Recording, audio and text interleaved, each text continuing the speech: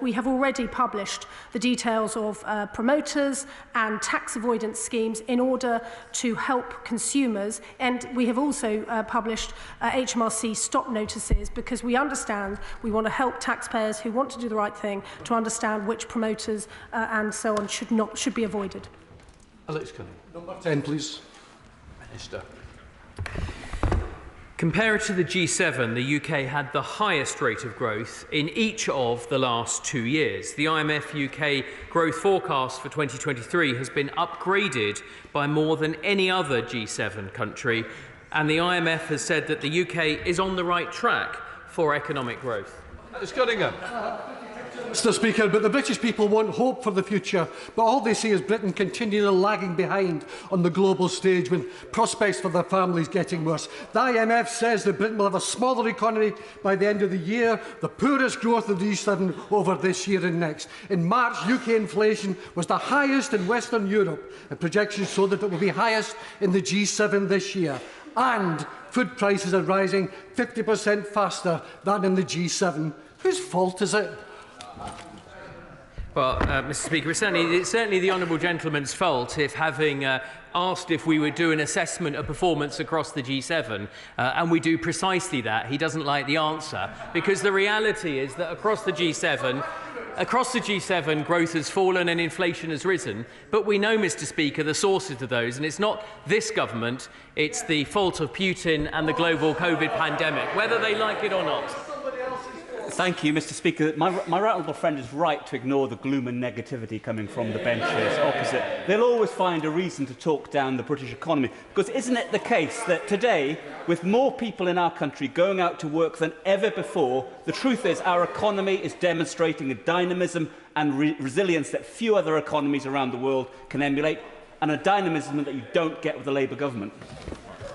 My honourable friend is absolutely right, and not just dynamism, but I think resilience is a strong word. And thanks to the actions that this government has taken over the last 6 months, the OBR has confirmed the UK is expected to now avoid a recession this year. Kirstin Oswald. Question number 12, please, Mr. Speaker. Minister. Thank you. With permission, Mr. Speaker, I'd like to answer this question with question number 17. The UK has grown faster than France and at a similar rate to Germany since leaving the single market. It remains challenging to separate the effects of Brexit and wider global trends on the UK economy, such as the invasion of Ukraine by Russia, adding pressures to trade, prices and the wider economy. We are continuing to support businesses trading with the EU, as well as helping them seize new opportunities with fast-growing economies around the world, including our free trade agreement negotiations. Mr. Nelson. Thank you, Mr. Speaker, and happy Europe Day. In recent months, we've seen tech companies attack Brexit. The world-leading chip company, ARM, opted to only float stock in the US because of how bad a place the UK is to do business. So we have culture, tourism, the NHS and now tech all suffering because of Brexit. I wonder how grateful the Minister feels that the Leader of the Opposition dropped his and his party's principles and they're still supporting this costly Brexit. Crikey, I'm going to leave it all to the Leader of the Opposition to flip-flop his way through that particular policy. What I can tell her is that we are the best place to invest in tech in Europe. We are only the third economy in the world with a $1 trillion tech sector. We are ranked as the world's fourth most innovative economy, and we have created more unicorns than France and Germany combined. Patrick Grady.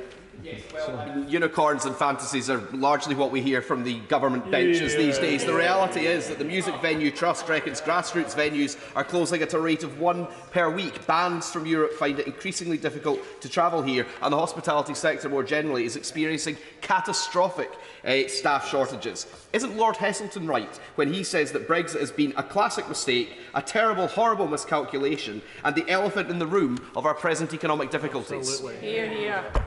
I'm interested that the honourable gentleman dismisses these incredibly successful unicorn start-ups in the UK economy.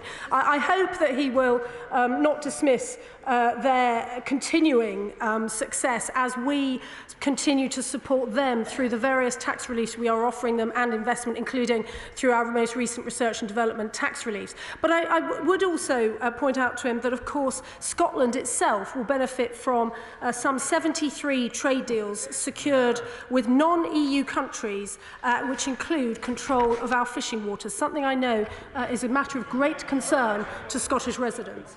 We now come to Shadow Minister Pat McFadden. Speaker, I'm never quite clear why, if we don't like trade barriers, the answer is to erect even more of them.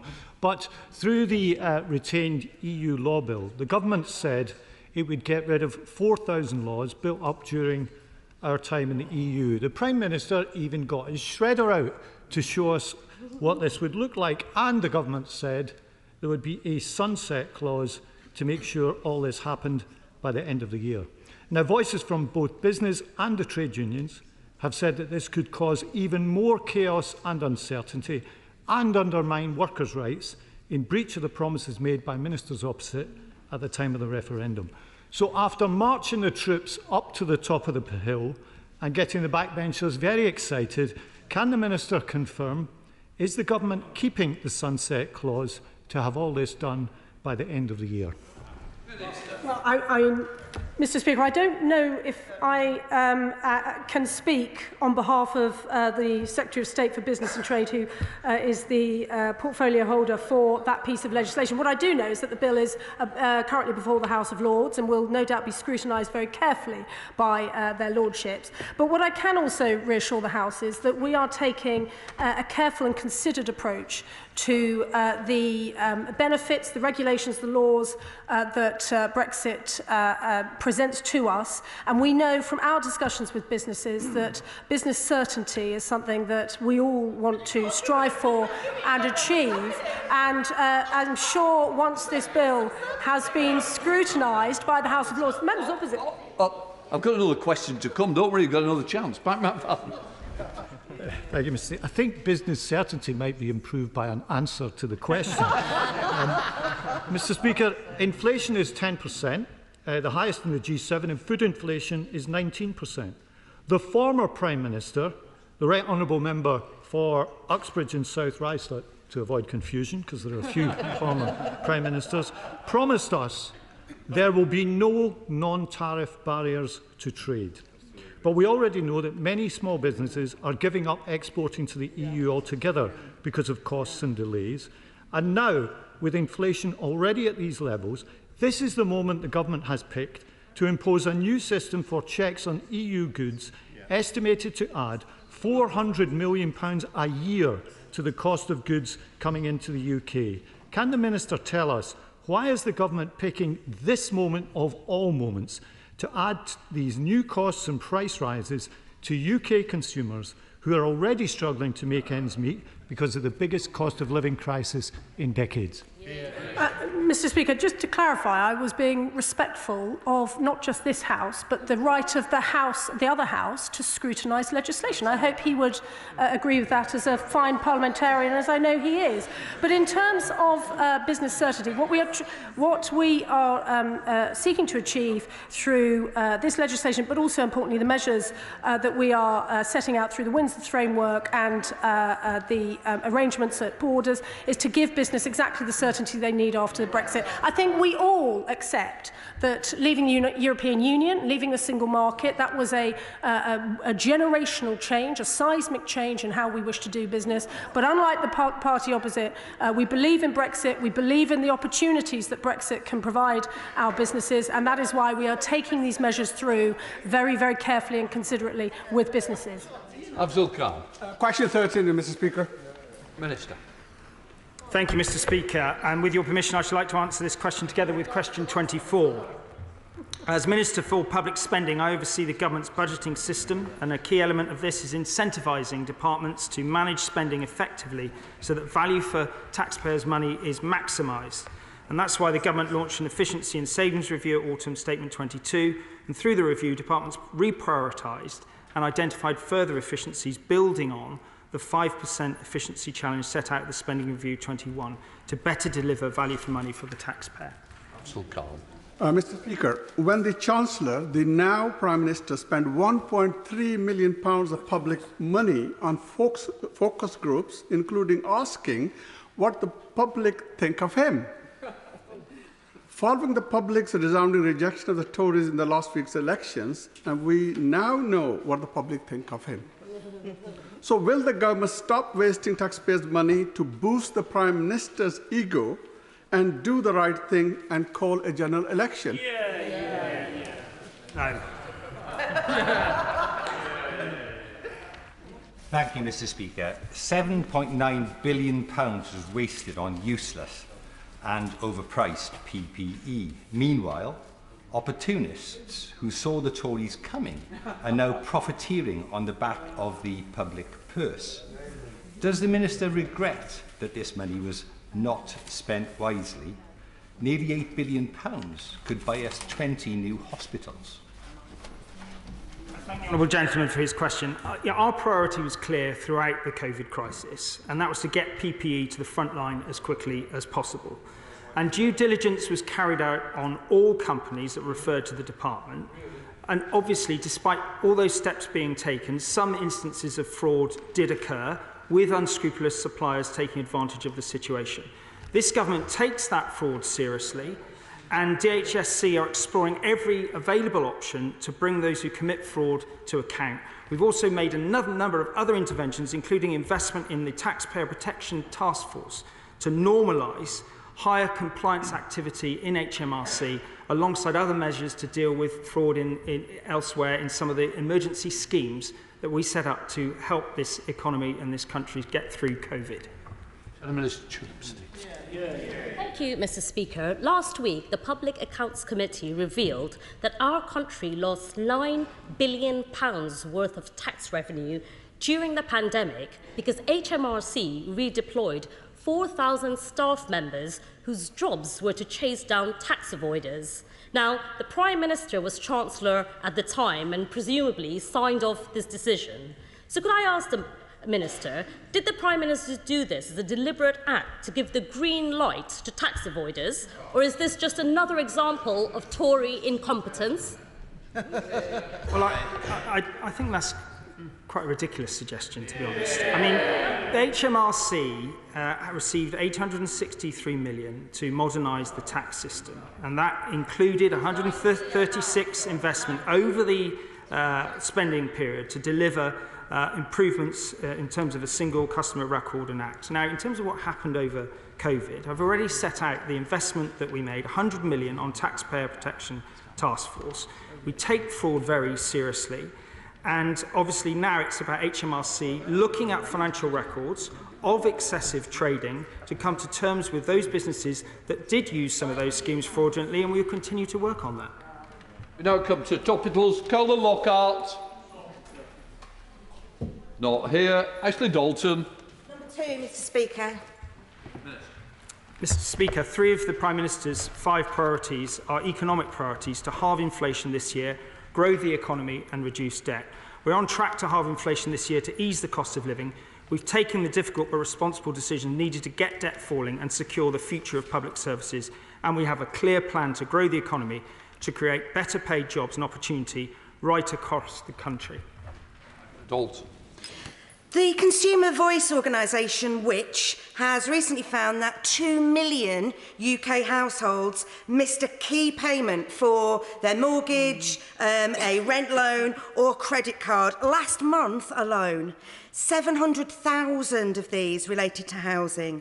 So when will the Tory government wake up to the fact that the cost of living crisis is far from over, and what does it intend to do about it? Very good, Ashley. I think in previous answers, I've set out a number of interventions the government has taken to help the most vulnerable. I've mentioned the Household Support Fund, the benefits that accrue to all those who are on means-tested benefit, particularly pensioner households, those who are eligible for disability benefit. As I also said, the money that the government has made available is designed to focus on those who are most in need. And we will continue to look out for the most vulnerable through this difficult time.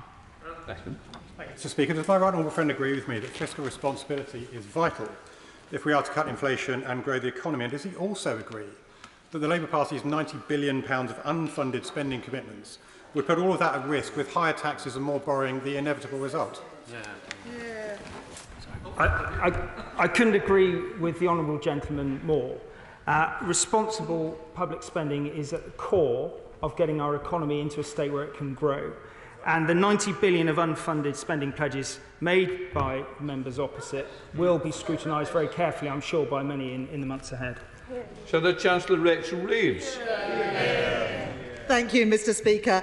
The Conservatives have now had 13 years in office. Wages lower, the weekly food shop astronomical, energy bills unprecedented, 24 Tory tax rises, and the national debt has ballooned. So can I ask, after 13 years of Conservative government, does the Minister think that people feel better off or worse off? What I can tell the Right Honourable Lady is that since 2010, 25% increase in the real take-home pay for workers on the national living wage, increasing recently the national living wage to £10.42 an hour, a 9.7% increase for those over the age of 23. When we came into power, in 2009-10, there was a deficit of 158 billion. Before we got into COVID, it was down to 38 billion.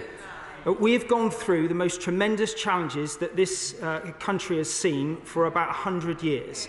I think most people in this country understand that this government has acted on the challenges we've faced in office. Rachel Reeves. Mr. Speaker, they've had 13 years, and the answer to the question, do people feel better off, is a resounding no.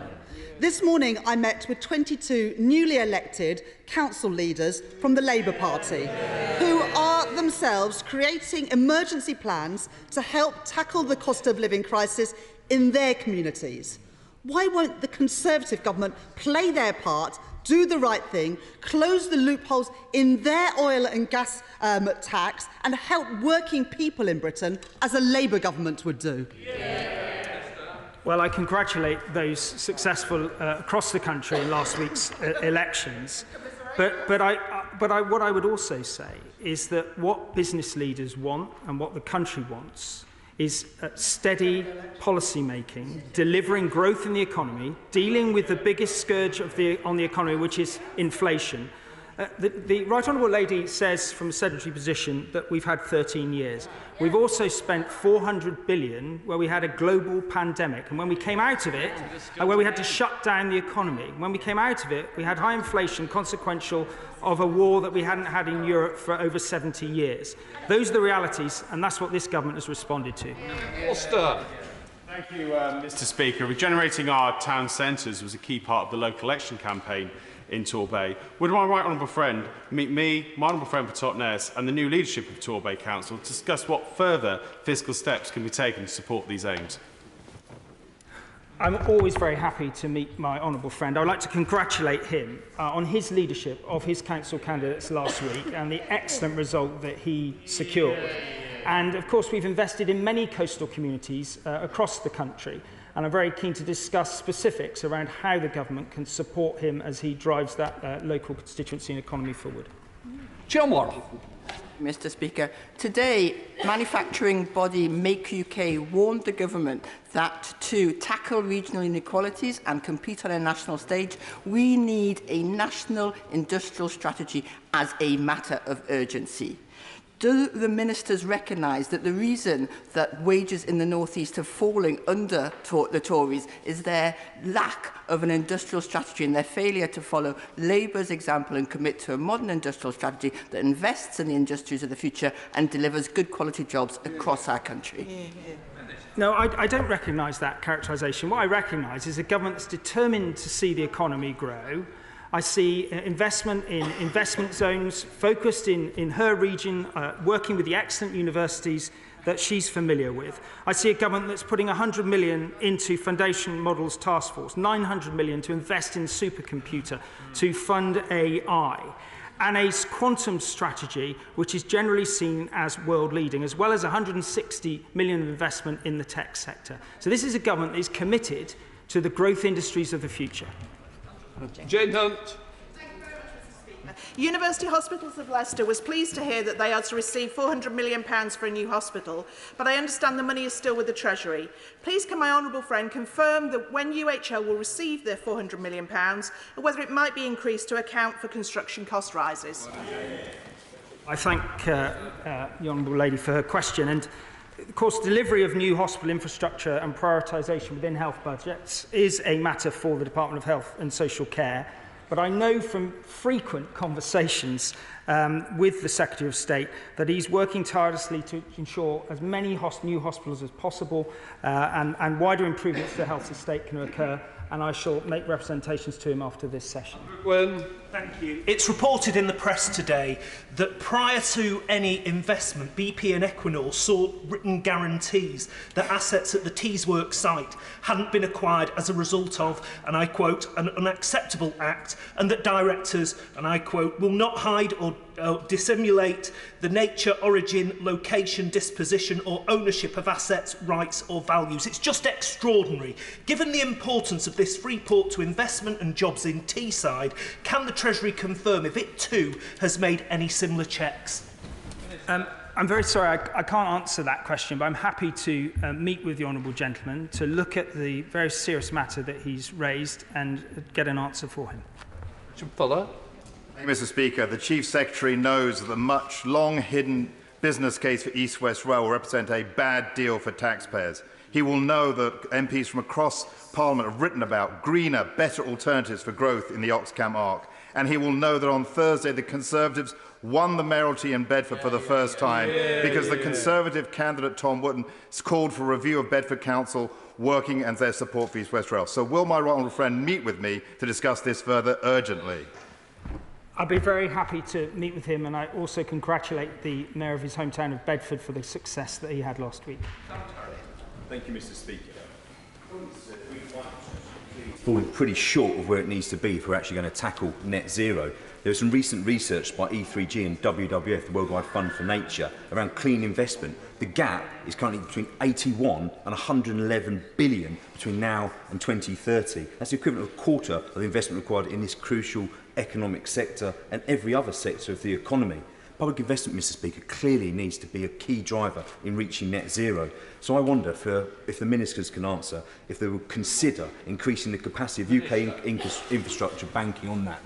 Well, Mr. Speaker, the government is leading the way with the recently published Green Finance Strategy, but that stands as part of a broader piece of work, unleashing productive finance into all parts of the economy, and in particular funding the transition, which is very capital intensive. Luke Evans. For 2 weeks ago meeting with Leicestershire MPs and the senior leadership of the County Council to discuss funding there. Particular concern is around core funding of SEND, social care and transport like buses. So what more can he do to address the County Council funding problems we have in Leicestershire? Well, I know my right honourable friend, the Chancellor, welcomed that meeting on the 25th of April. The government remains committed to improving the local government finance landscape, and in doing so, the government will work closely with local partners, including Leicestershire, and take stock of the challenges and opportunities across the sector. I'd like to thank him for his deep thinking into how improvements can be made. Thank you, Mr. Speaker. Why is the Prime Minister and Government Ministers so keen to protect non-dom status while not investing sufficiently in our NHS as Labour would do? Well, the honourable gentleman, I hope, knows that we are spending record amounts on the NHS. We are also mindful that non-DOMs pay some £7.9 billion on UK taxes on their UK earnings and have invested some £6 billion since 2012. And so we are mindful of the very, very real impact they make on our revenues. But we have managed to tighten the rules around non-dom status, and Mr. Speaker, that's why. No, it's not all right. Jonathan Gullis. Thank you, Mr. Speaker. Day one on the job, and Stoke-on-Trent Labour talked about cancelling the £56 million of levelling up funding, which is UK leading to the great city of Stoke-on-Trent. Will the Chief Secretary to the Treasury confirm the Conservative government is going to have the backs of the people of Stoke-on-Trent and deliver this important levelling up? We're very committed to the people of Stoke-on-Trent and recognise the enormous investment thanks to his work in campaigning for investment through the Levelling Up Fund, and it's down to the Council now to deliver on that significant investment and make a difference on the ground. Dave Dougal. Thank you, Mr. Speaker. The transition to net zero should be the overarching priority for all of us. So, with that in mind, when will the Treasury finally get its act together with the ACON project in the north east of Scotland and accelerate that funding to make sure that the people of the north east of Scotland don't just have to listen to the warm words about a just transition, they can get a job in the just transition? Well, I think we've made commitments on the first phase, and the Chancellor is considering matters further in terms of the next steps, and he will update the House in due course. Dave Johnson. Mr. Speaker, the Financial Times today is reporting that there have been meetings between the Treasury and the Department of Health about compensation for those who were victims of the infected blood inquiry. I wondered whether the Minister might be able to confirm that those meetings have taken place, who was present, and offer reassurance to those who were infected and affected that compensation, as Sir Brian has recommended, will be implemented in full. I believe the Minister for the Cabinet Office updated the House a couple of weeks ago on this matter, and I'm sure he'll be keen to do so again when those conversations have taken place. Mr. Speaker, this morning before I left my Livingston constituency, I attended a rally by Hands Off Howden Park and Save Our Pools, two incredible campaigns in my constituency that are trying to protect our arts venues and our pools from closing. Unfortunately, they have been mismanaged by the Labour and Conservative administration. However, there is also the reality to be faced that a decade and a half of austerity has decimated public funding. So when will this government stop wasting money on things like Brexit and nuclear weapons and properly fund our pools and our arts venues? Well, we don't make decisions typically from Whitehall on specific decisions around local authorities. What we have committed to is significant additional funds for local authorities and funding to Scotland Government through the Barnett formula. I would leave her to continue to lobby and campaign with her constituents to get those decisions made on the ground. That completes the questions. I'll let the chamber clear before we start the urgent question.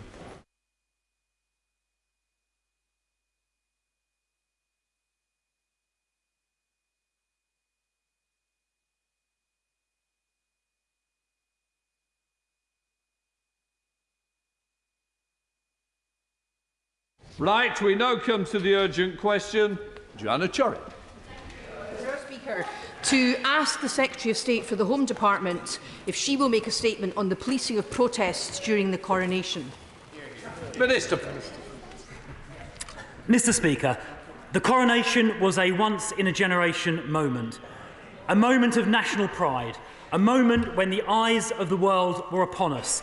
A ceremony with roots over a millennium old, marking a renewed dedication to service by His Majesty the King in this new reign. Mr. Speaker, the coronation went smoothly and without disruption. I thank the 11,500 police officers on duty, alongside 6,500 military personnel and many civilians. Commissioner Mark Rowley today outlined the intelligence picture in the hours leading up to the coronation.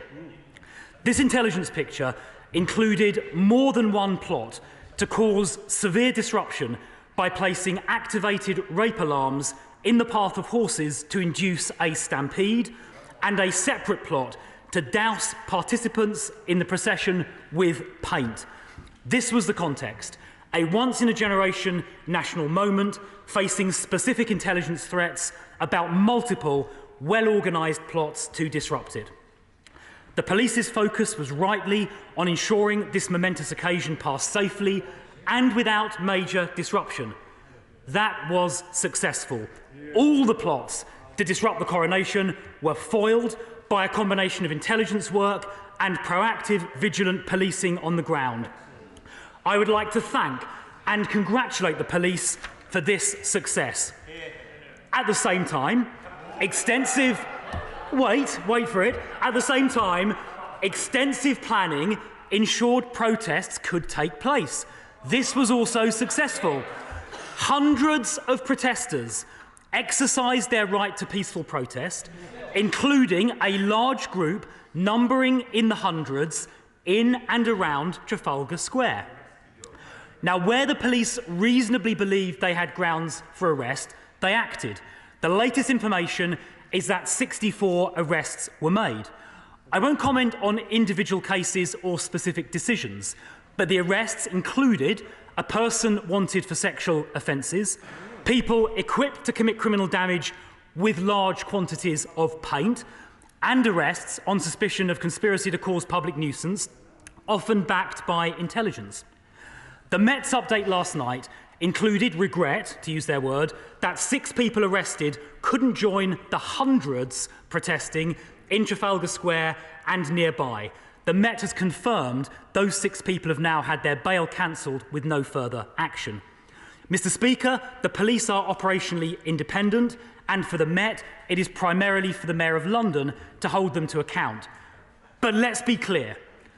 At the weekend, officers had to make difficult judgments in fast time, in a highly pressured situation against a threatening intelligence picture. I thank the police for doing that, for delivering a successful coronation, and for enabling safe, peaceful protests. Thank you, Mr. Speaker. On Saturday, millions of people greatly enjoyed the coronation ceremony. Others who wish to see a republic chose to protest peacefully, as is their right in a democratic society. Protests in Glasgow and Edinburgh went off without incident.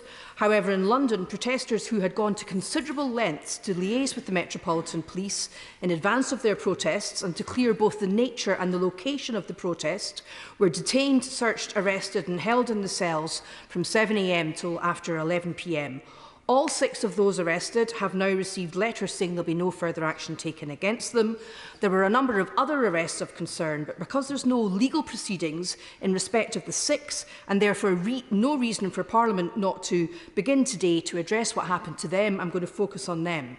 Graham Smith, the leader of the group Republic, tells me that the arresting police showed absolutely no interest in contacting the liaison team and seemed focused on luggage straps holding placards together, which they said might be used to lock on. The Joint Committee on Human Rights has repeatedly stressed that public authorities, including the police, are under a negative obligation not to interfere with the right to protest unlawfully, and a positive obligation to facilitate peaceful protest. So why did police arrest protesters who'd gone to such great lengths to clear their protest in advance? And why did they do so on grounds which they now admit are not sufficient to charge them and without following up with the liaison team? What do citizens need to do now to clear a protest in advance? On the BBC Radio 4 Today programme, Sir Peter Fahey, the former Chief Constable of Greater Manchester Police, said what had happened has to be seen in the context of media, political and public pressure on the police. He referred to what he called, quotes, some pretty direct and personal feedback brought to bear on Sir Mark Rowley before the Home Affairs Select Committee on 26 April by the Honourable Member for Ashfield, and I have notified him that I had mentioned him, Mr. Speaker. So, was political pressure brought to bear on the police? Sir Peter also said that the legislation, the Public Order Bill and the Policing Act is very poorly defined and far too broad, and that is what opposition MPs warned of, particularly regarding offences like locking on. So will he review the legislation and set up an inquiry into what happened to these 6 citizens on Saturday? Thank you, Mr. Speaker, and I thank the honourable and learned member for her question. I have the greatest respect for her and will take her questions seriously. She asked about pressure. The police are, of course, operationally independent and make these decisions independently of government. Government ministers did receive a briefing, particularly as the intelligence picture escalated in the 24 hours prior to the event. But the Mayor of London also received briefings, as I understand did the Shadow Home Secretary, I believe, on Friday. So there is nothing out of the ordinary in ministers receiving briefings, not least because there is a need to coordinate between the police and other agencies, both security agencies and other civilian agencies as well. In terms of legislation, this House has just debated and scrutinised at some length the legislation, and there is no plans to change that. In relation to the 6 people who were arrested and the question of protests more generally, I will just repeat the point, Mr. Speaker, I made in my initial answer, that I think hundreds of people did exercise their peaceful right to protest. It was done, as the Honourable and Learned Lady said, following engagement with the Republic protest group in advance, and the fact that hundreds of people were able to peacefully protest, I think, is testament to the rights of peaceful protest. In relation to those 6 people, I don't want to get into the details of that because, frankly, neither she nor I have all the facts, but clearly, at the point the arrest was made, the police reasonably believed there were grounds to do so. But I emphasise again, for hundreds, I think several hundreds of people on that day, they were able to peacefully protest, as is their absolute right. David Davis. Thank you, Mr. Speaker. Nobody should question that this was a difficult time for the Metropolitan Police, a difficult task to achieve. And nobody should question that, in a large respect, they carried it out brilliantly and gave us a marvellous occasion this weekend. That being said, within 1 week of the Public Order Bill entering the law and in its first serious use, we end up with the head of the Met having to apologise to people who were wrongfully arrested. In the event that, let us say, the Home Affairs Select Committee reviews this matter and comes back with recommendations as to how we change guidelines and maybe laws, will the Home Office take it on board? Well, I would just caution my right honourable friend against asserting these people were wrongfully arrested. That is not an assertion that has been. That is a legal threshold, and I don't think it's been established that that legal threshold has been met.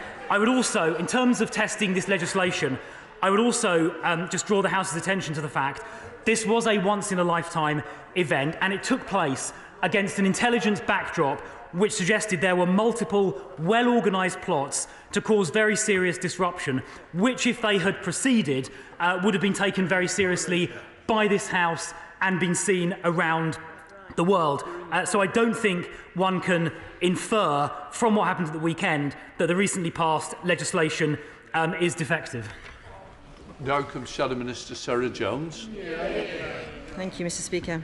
The coronation of King Charles III involved the largest police effort ever undertaken. I want to thank the thousands of police officers who ensured so many people were able to enjoy such a historic occasion without incident.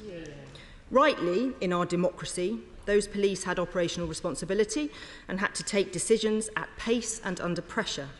And rightly, in our democracy, we also have scrutiny and accountability where problems arise. Hundreds of people who chose to do so were able to protest, and as the Minister stated, some plans to disrupt were foiled. But serious concerns have been raised about some of the arrests. The 6 people from Republic were arrested under new powers in the Public Order Act, being equipped for locking on, which came into force 2 days before the coronation. They have now been released with no further action, and the Met has expressed regret. Mr. Speaker, the Minister knows that I have warned him and his colleagues repeatedly that this new power means that people might be arrested for the wrong thing, carrying a bike lock in their bag, or, as happened in this case, some luggage straps. Many former police officers have warned that these powers put the police in a difficult position and risk undermining the notion of policing by consent. These arrests raise questions that we do want answers to. Why the arresting officers didn't know or take account that Republic had been working with the police, or why they were held for 16 hours.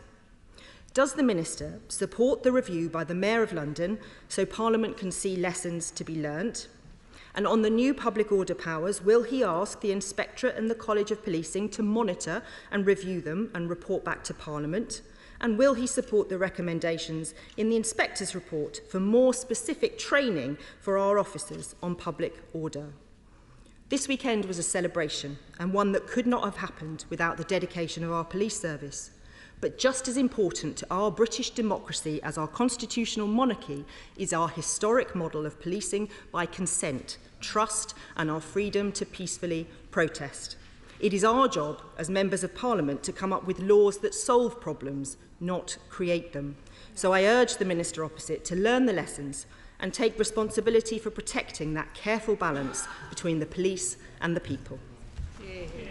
Well, look, I mean, I think it is important to maintain the balance as the Shadow Minister sets out. But as I pointed out in my opening response and my subsequent one to the honourable member opposite, the right to protest was, for those hundreds of people, protected. The protests did happen. And indeed, there is no question in principle or in any legislation that the right to peaceful protest is sacrosanct. We have, of course, in recent months seen that right to peaceful protest being stretched into acts that are deliberately disruptive, where people have sought to close down the M25, they've sought to close down the streets of London, not so much as an act of protest, but to deliberately inconvenience the public. And that is where we draw the line. At the weekend, that is broadly the same test that was being applied. Peaceful protest, of course, absolutely fine. Activity that was designed to seriously disrupt the coronation, including potentially causing a stampede of horses or covering the ceremonial procession in paint, was not acceptable. The police had to make difficult judgment. This is a unique situation. I think it probably can agree it is pretty unique. They had to make very difficult decisions in very fast time against an extremely threatening intelligence picture. Often the facts were, at the time, unclear. That is very difficult. I think all of us here should just accept those are difficult decisions.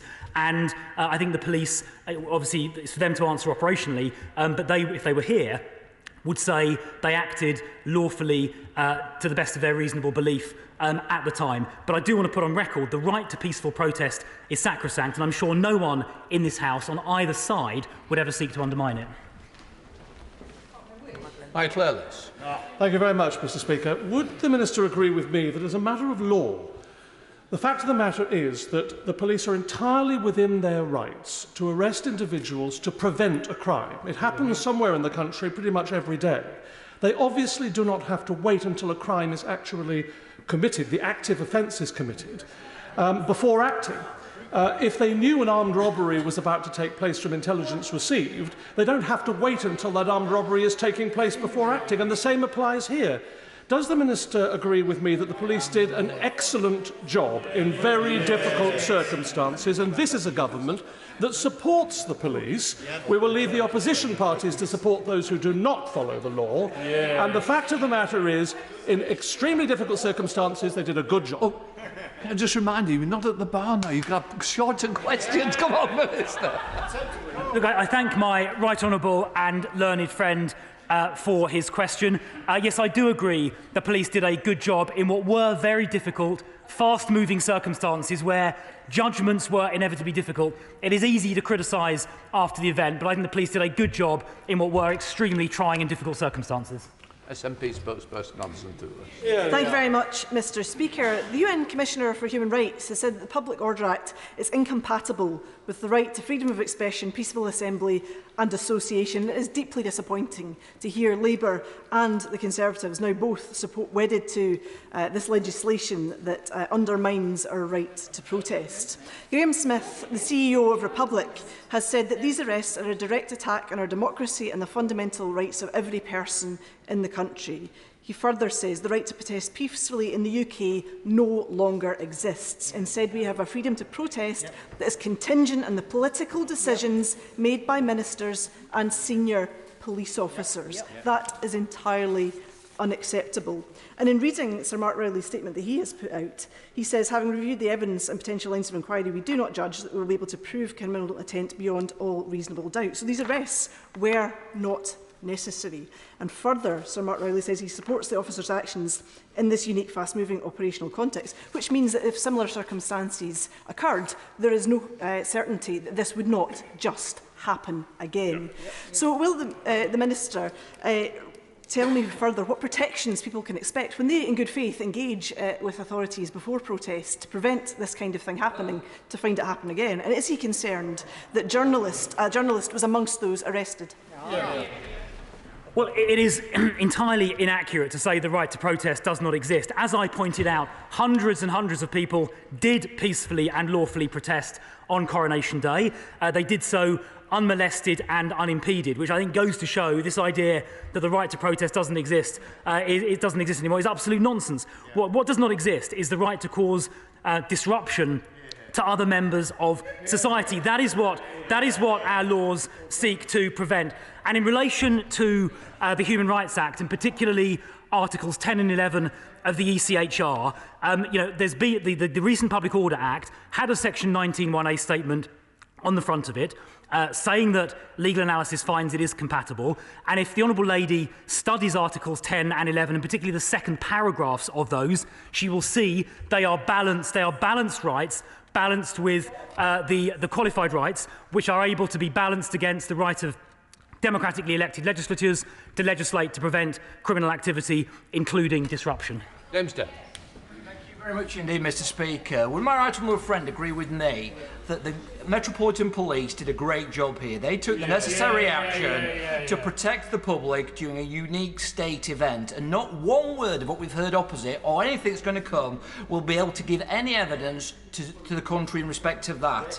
It is reassuring that for once the Metropolitan Police acts on the side of the hard-working public who want to have the opportunity to enjoy events rather than being the victims of left-wing protest groups. I agree with my honourable friend. Chair of the Select Committee, Dame Diana Johnson. Mr. Speaker, and can I add my thanks to those involved in the arrangements for the coronation and keeping the public safe. However, I think the Home Affairs Select Committee will no doubt want to look at the policing of protests at the coronation, and in particular the specific provisions in the Public Order Act brought in just last week and used to arrest members of Republic.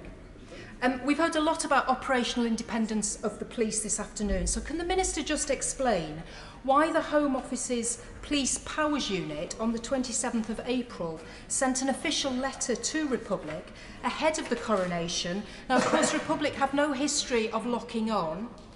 I just want to know how many other organisations received these letters, what other groups received them, and on what basis they were sent these letters, and whether this practice will now be the norm for the Home Office.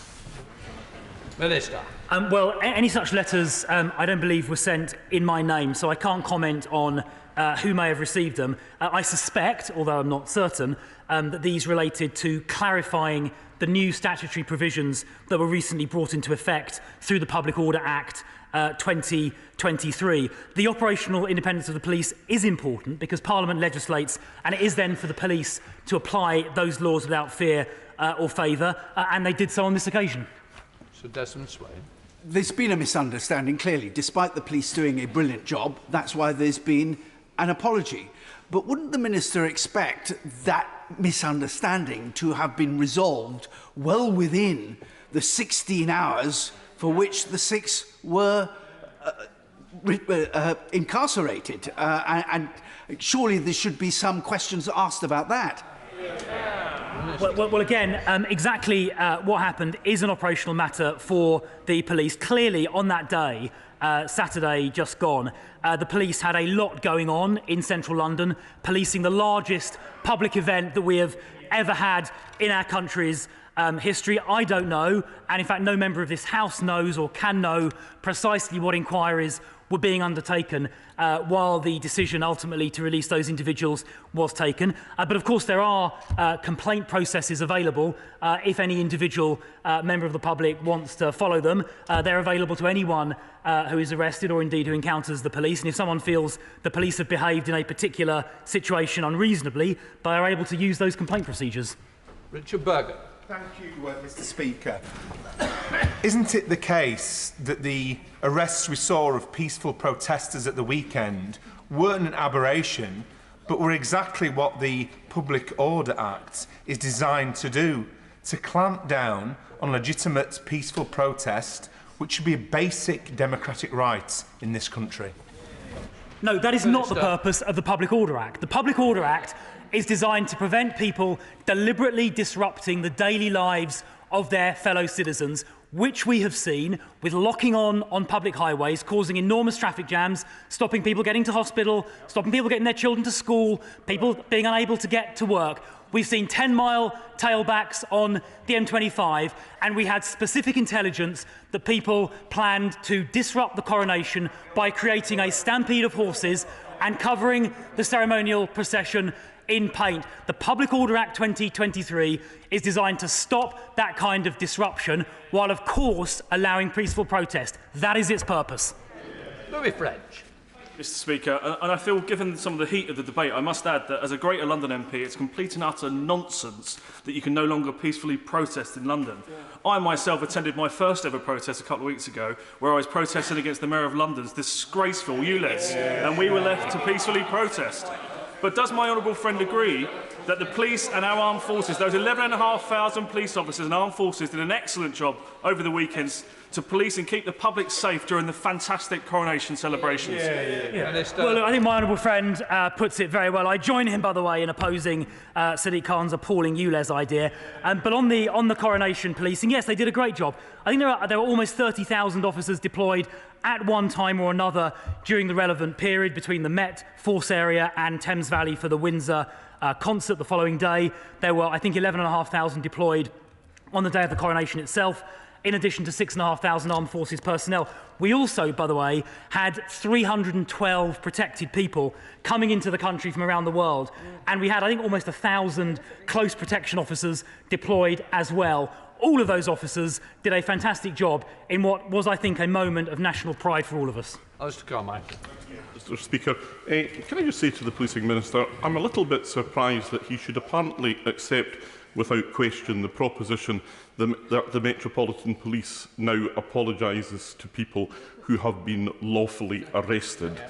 Even by his standards, that's something of a novel departure. But the Public Order Act has given police officers very broad and sweeping powers, which in turn requires the police to exercise discretion and judgment with no context or guidelines. And a consequence, if there is no change to this legislation, things like this will keep happening. There should have been better pre-legislative scrutiny of this Act. There wasn't. Will he now commit to giving us post-legislative scrutiny of it?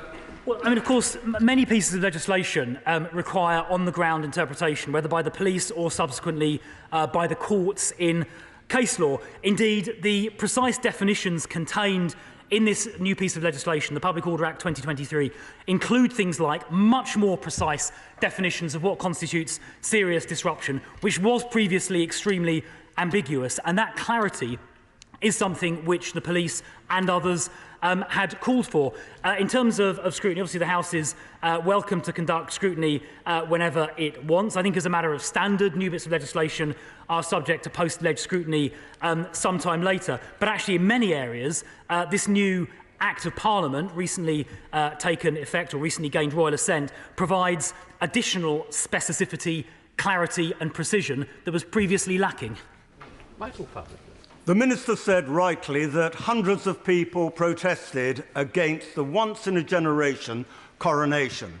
Hundreds of thousands of people were present to actually celebrate the coronation, while millions in the United Kingdom and around the world watched it. I'm getting pretty fed up, actually, with the police apologising all the time.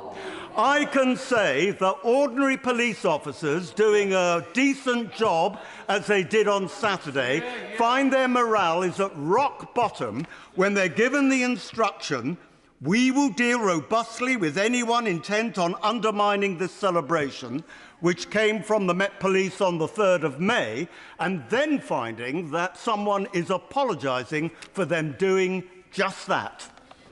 Well, I think the Metropolitan Police Commissioner had an article in today's Evening Standard which very robustly sets out the background and defends the police's approach to the coronation. And in fact, if any member of the House has not yet read that Evening Standard article, I think it was published earlier today, and I'd strongly recommend members on both sides to read it. I think the comment he refers to specifically was an expression of regret that those 6 people were unable to join the hundreds of others who were peacefully protesting. Now, the hundreds of others were exercising their right to peaceful protest, as they are perfectly entitled to do, but it is worth mentioning in passing, as my honourable friend has just done, they were in a tiny, tiny, tiny minority, but that does not in any way undermine their right to protest if they choose to. Clive Lewis.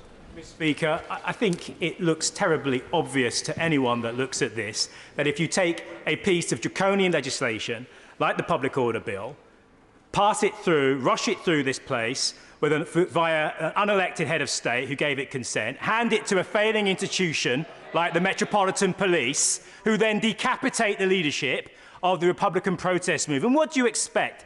This piece of legislation is doing exactly what it says on the tin. It's stopping peaceful protest. Minister. That is absolute nonsense. This legislation is preventing disruption to the lives of our fellow citizens. I wholly repudiate the suggestion it was rushed through. There was extensive ping-pong, which I do not recall the honourable gentleman turning up to if he was so concerned about scrutiny. And as for his comment about the process for a bill gaining royal assent, I will not dignify that with a response. John Hunt. Thank you, Mr. Speaker. Thank you, Mr. Speaker. Personally, I can't think of almost a greater waste of time in an inquiry into this. I think the police did a fantastic job over the weekend. I think they took actions under pressure. They had to make decisions quickly to ensure that a great national event went ahead without any kind of negative event, and that was true. And I'm very glad that happened. Does the Minister agree, share with me some of the concerns that some of the Just Stop All protests think they might have found a bit of a loophole in the Public Order Act and actually think they can get away with slow marching? Will the Minister assure me this isn't the case and that we don't continue to see Just Stop All protests cause havoc in our towns? Well, Just Stop Oil have adapted their tactics since they blocked the M25 back in, I think, November and caused 10-mile tailbacks, following which a number of arrests were made, some of whom were, in fact, then remanded into custody. They have now changed their tactics with these slow-walking tactics, but the police are now applying cumulative disruption tests to that, using Section 12 of the 1986 Public Order Act, and they are making notices under that Act.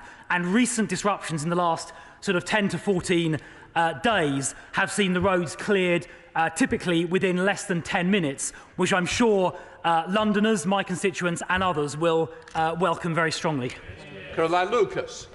Mr. Speaker, the Minister just said that the right to peaceful protest is sacrosanct and that no one would seek to undermine it. But I would put it to him that that is exactly and precisely what his government has just done. Ministers are criminalising protest. And just because some people were allowed to go ahead and protest does not mitigate against the fact that a number of them were not. And if I could just correct the Minister, those who were arrested and kept in were not causing an obstruction, which is presumably exactly why the police then went to apologise to them afterwards. So doesn't this show that the powers the government has handed to the police are dangerously broad, liable to gross misuse, as many of us have pointed out? And can I urge him again to urgently review this piece of legislation? No, I don't accept that analysis. The powers are designed to prevent disruption where it might occur or where it is occurring. That includes things like locking on, which we have seen cause huge disruption on the streets of London. The law allows peaceful protest where it's not disruptive and where people do not plan to cause disruption, and that is why hundreds and hundreds of people, albeit a tiny minority of the total, were able to peacefully protest. Where someone is preparing to commit or is committing a criminal offence, like disrupting a procession, it is reasonable for the police to act. John MacDonald. As the Secretary of the NUJ Parliamentary Group, throughout the passage of the public order legislation, I asked for and was given by ministers assurances that this legislation would not impede upon journalistic freedoms. And yet on Saturday we saw at least one journalist stopped and searched, nothing found, handcuffed, his credentials torn off him, and then detained for 16 hours, a member of BEC2, a professional filmmaker. Could I ask the Minister now to investigate why the assurances this House was given on media freedom were not adhered to? Minister. Yeah, well, the new bill does contain a specific clause which was, I think, added during its passage, protecting journalistic freedoms. I think if there is and in fact, there was an incident in Hertfordshire a few months ago, I think it was in November, when a journalist was incorrectly arrested and the relevant police force, Hertfordshire in that case, apologised subsequently. The government did then legislate in the recent bill. As I say, there is a specific clause protecting journalistic freedom.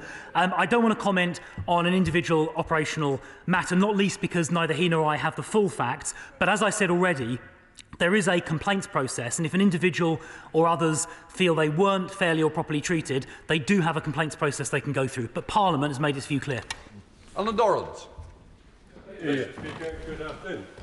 Does the Minister agree with the former Greater Manchester Police Chief Sapir Fahy, who has extensive experience of public order policing, who previously described the Public Order Act as poorly defined and far too broad, and who added this weekend that we are now seeing the consequences of that? Minister. No, I don't agree, and I've already explained why. Nadia Whittam. Thank you, Mr. Speaker. Mr. Speaker, the Minister has repeatedly used the example of hundreds being able to protest as evidence that our right to protest isn't undermined. But when people can be preemptively arrested on the flimsiest of pretences and then be thrown in a police cell for the best part of 24 hours, how can he reassure people who are attending a protest or even walking near a protest that the same thing won't happen to them? How can he claim that our right to protest isn't being undermined by his government? Minister. Well, I've mentioned the ECHR compatibility, particularly in relation to Articles 10 and 11.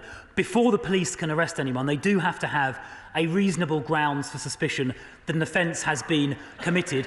Obviously, individual operational decisions, in this case relating to 6 people, are something that can be looked into subsequently if that is necessary. But the bill itself, the Public Order Bill, as passed by Parliament, does nothing to criminalise lawful protest. And as I've said, hundreds and hundreds of people did exercise exactly that right, although they were in a tiny minority. Justin Mathers. Thank you, Mr. Speaker. There's no doubt the police have a difficult job to do, making swift on-the-ground judgments, but I think that their job is made harder when they don't act in a consistent manner. Now, I've had an eyewitness account that a protester was allowed to go in amongst the Republicans for about 10 minutes unchallenged, jostling them, acting in a provocative manner, right in front of the police before the police actually intervened. There's no doubt that was disruption, but the police didn't act for quite a long time there. So does he agree that actually that sort of thing creates the impression that some types of protest are more equal than others? Yeah. Well, I haven't heard that particular account before, so I don't think it's really appropriate to comment on something I've just heard about across the floor of the chamber. But I've already drawn the House's attention to the procedures that are available to members of the public. But I do appreciate his opening comment that the police did have a very difficult job. They were under enormous pressure. They were dealing with a number of intelligence threats that I outlined at the beginning of my response. Things were moving very quickly. Often the picture was confusing. And things had to be done often in a rush. So I do appreciate his acknowledgement of the very difficult job the police had to do, but I think they rose to the occasion. Wendy Chim. Thank you, Mr. Speaker. Now, I voted against this bill and legislation at every stage, but as a former police officer from Bill Committee stage onwards, I highlighted training, the capacity and capability of police officers to be able to exercise their powers so that those dynamic pressures that the Minister just referred to can actually be dealt with appropriately. So can the Minister advise how many officers were trained in relation to this legislation prior to attending the coronation on Tuesday? How many of them, at what rank, and what does the training consist of?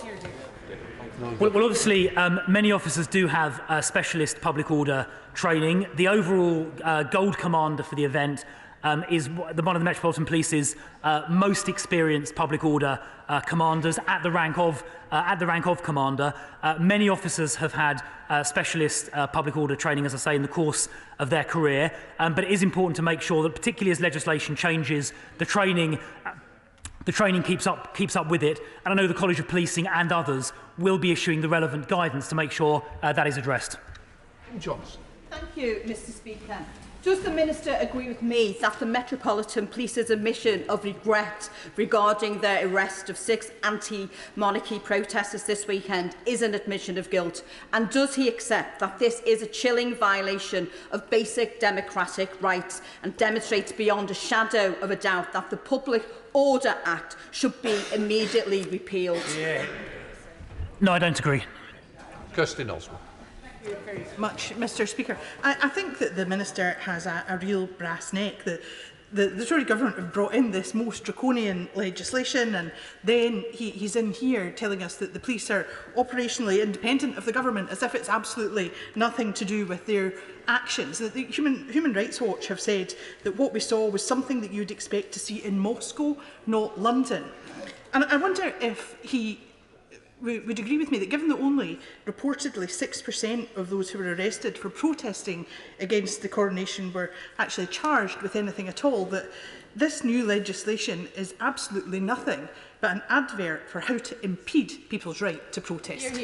Well, I must say, with great respect, I think that is nonsense. And comparing the policing of the coronation with Putin's Moscow or Putin's Russia, where opposition figures are incarcerated, people like Alexei Navalny in prison, suffering the most appalling and inhumane treatment. I think it's, frankly, a bit of an insult to the appalling treatment they are suffering to in any way compare what is happening there to the policing of the coronation. I don't think it is at all respectful to those being oppressed in Russia at all.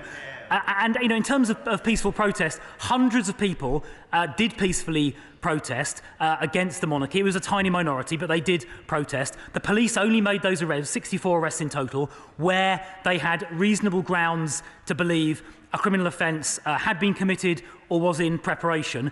And if anyone feels that the arrest they experienced wasn't proper or appropriate, there are mechanisms they can use to complain and to seek redress. Harry Buck. Mr. Speaker, I appreciate this was an exceptionally challenging weekend for the police, but I'm particularly concerned about the arrest and detention of members of the Westminster Night Stars team, who are volunteers out in central London helping to keep people safe. Now, communication between local authorities and the police and other agencies is absolutely critical. So can the Minister assure me that he will find out what happened, what went wrong in this communication, and to be sure that lessons are learnt to make sure that when volunteers were out supporting the police in their work, they do not get arrested because of a breakdown in such communication? Minister. Yes, I think that is a matter which, first of all, I agree with her that the communication between local authorities and police is very important, and that join-up needs to happen. I think the question she has asked is probably best directed via the Police and Crime Commissioner for the Mayor of London, who I'm sure will be happy to take up the query. Andy Slaughter. Thank you, Mr. Speaker. No one wished the new Commissioner of the Met success more than London MPs whose constituents had suffered from a catalogue of institutional harm under his predecessors. But his statement in the Standard today is political somersaulting from start to finish, including justifying arrests because celebrating crowds were applauding and cheering them. Isn't this a direct result of the undue pressure put on the Commissioner by a Conservative Party that increasingly picks and chooses when it follows the rule of law? Minister. Well, I don't accept that. I've already pointed out the operational independence of the police, and I've also said that briefings by the Met on the coronation were received not just by Home Office ministers, but also by the Shadow Home Secretary and by the Mayor of London, all of which was completely proper. Jeremy Corbyn. Thank you, Mr. Speaker. The whole world could see on Saturday the effects of this public order legislation on policing trying to prevent legitimate peaceful protest in a democracy. Will he reply in a considered and reasonable way of an undertaking to undertake a full review of the operations of the public order bill thus far on preventing peaceful protest in this country as an example of how democracy is prepared to admit it's got something wrong and is prepared to change it? No, what we saw on Saturday was the police doing their best in very difficult and challenging circumstances to prevent disruption occurring while allowing and facilitating peaceful protest, which indeed went ahead and happened. Douglas Chapman. Mr. Speaker, there's an unwritten law in Scotland where the best policing is carried out when it's done with the consent of the public. What is it about the Met that, when it comes to public events, the policing is heavy-handed and often completely wrong in its tone? Would the Minister agree with me that when such an approach becomes part of the policing approach, does that not undermine public confidence in the police itself? And will he review urgently basic training needs at the Met? And does this government diktat through the public order bill, does that not get in the way of good policing? Look, I mean, training is very important, as his honourable friend mentioned a little while ago. But once again, I don't think what we saw was an unreasonable or indeed any trampling on the right to protest. We saw hundreds of people exercising their right to protest. But I would also just urge the House to keep in mind this was a unique event. This was a once-in-a-generation event. The eyes of the world were upon us. There were numerous intelligence reports that I was briefed on, and perhaps the Shadow Home Secretary was briefed on as well, indicating well-developed plots to disrupt the coronation, and the policing response to this needs to be considered in that context. Beth Winter. Thank you, Mr Speaker. Following the arrests of peaceful pro-democracy campaigners on the route to the coronation on Saturday, the security ministers claimed that the weekend would, and I quote, showcase our liberty has fallen flat. Can the Minister please explain why it was the Home Office and not the Metropolitan Police who wrote what protest groups have referred to as intimidatory letters about the public order powers? And can he please provide a comprehensive explanation as to why journalists are now being arrested when Section 17 of the Public Order Act prohibits this? Yeah, well, on the question of the letters, as I said earlier, those were not sent, as far as I can recall, in my name. They may well have been attempting to be helpful by clarifying recently enacted legislation which some groups may not have been familiar with, and it's not unreasonable to try and make sure relevant parties do know when the law changes. In relation to journalistic freedom, as she says, this House and the government, supported by the government, voted to particularly and specifically protect journalists, and that is the right thing to do. If anyone feels that hasn't been properly implemented, there are complaints procedures available.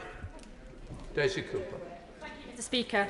Amongst those arrested on Saturday was Rich Felgate, a documentary filmmaker who identified himself as a journalist, claims that a police officer ripped off his press credentials before he was then arrested and detained. The Minister will know that Rich was one of 4 journalists and filmmakers who were arrested and detained in or near my constituency in Hertfordshire last November. It is incomprehensible to me that after the outcry last November, police forces can still keep getting the basics wrong when it comes to protecting the freedom of the press and the right of journalists to do their jobs. So will the Minister look again at this legislation, and will he please consider again the proposal for a statutory duty on police to facilitate peaceful protest and the proposal for a code of conduct so the police and protesters know where they stand? Well, as I've said 2 or 3 times already, the new Public Order Act does contain a clause, I think the honourable member opposite suggested a moment ago it was clause 17, which specifically protects journalistic freedom.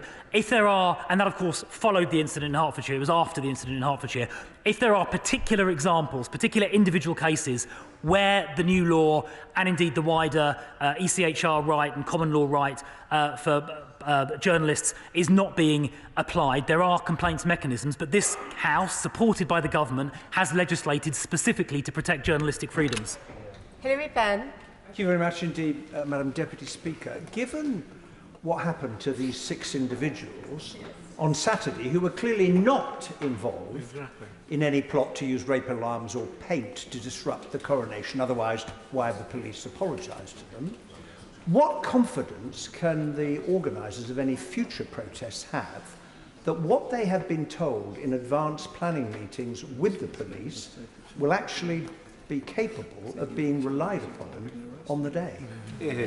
Well, I believe, again, without wanting to go into too many specifics, I believe the police's assessment at the time didn't relate in this particular case to rape alarms or to paint, but to locking on equipment. The right honourable member opposite says it is clear, but of course many things are clear with hindsight. Things are sometimes less clear in the heat of a live operation.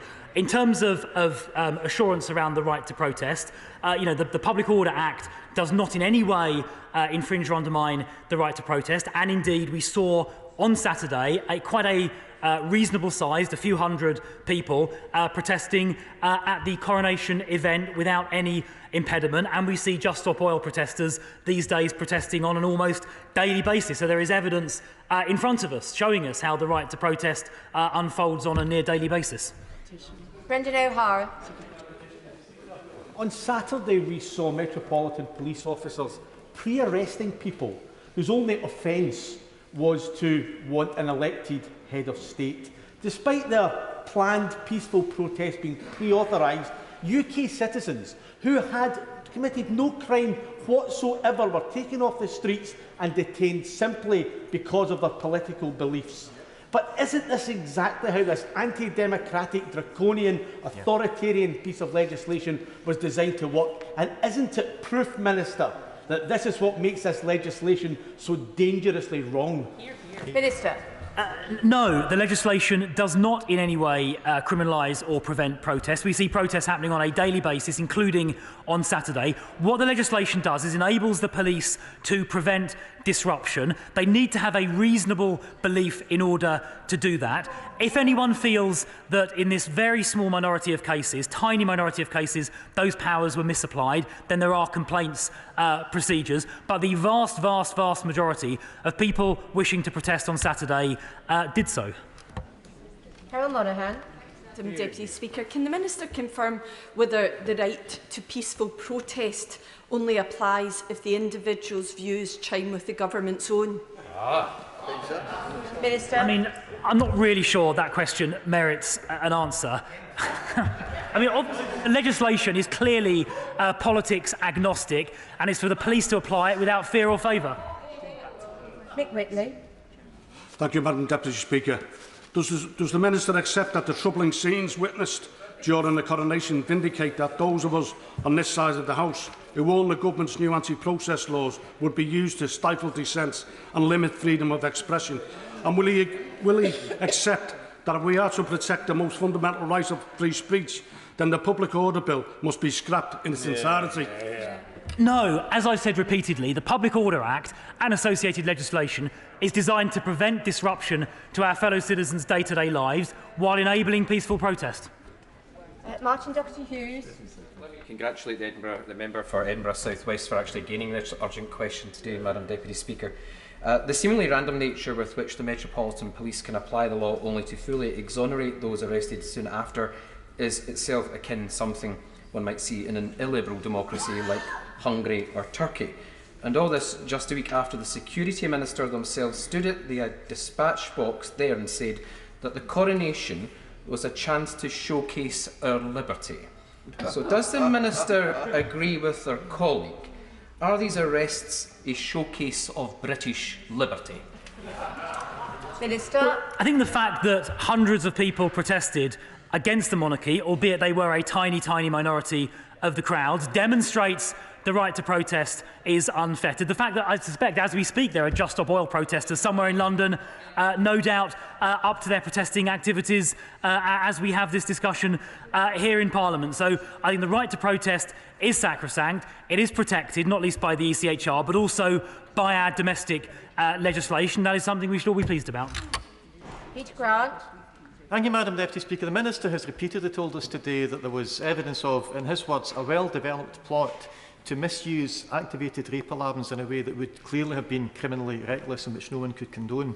Given that that plot was so well developed, and with the exception of the 3 Night Stars volunteers that have been referred to already, can the Minister tell us, of all the people arrested, how many of them were found to be in possession of rape alarms? How many of them have been charged with intent to use those rape alarms for criminal purposes? How many rape alarms have been seized on Saturday? And if the answer to all of those questions is nil or next to nil, will the Minister accept that in this case the police intelligence was badly and dangerously misinformed? No, well, I think there is an update on all of the arrests on the Metropolitan Police's website, which will provide some of the information the Honourable Gentleman asks for. Some arrests were made on the ceremonial, or close to the ceremonial footprint, including people that had large quantities of paint.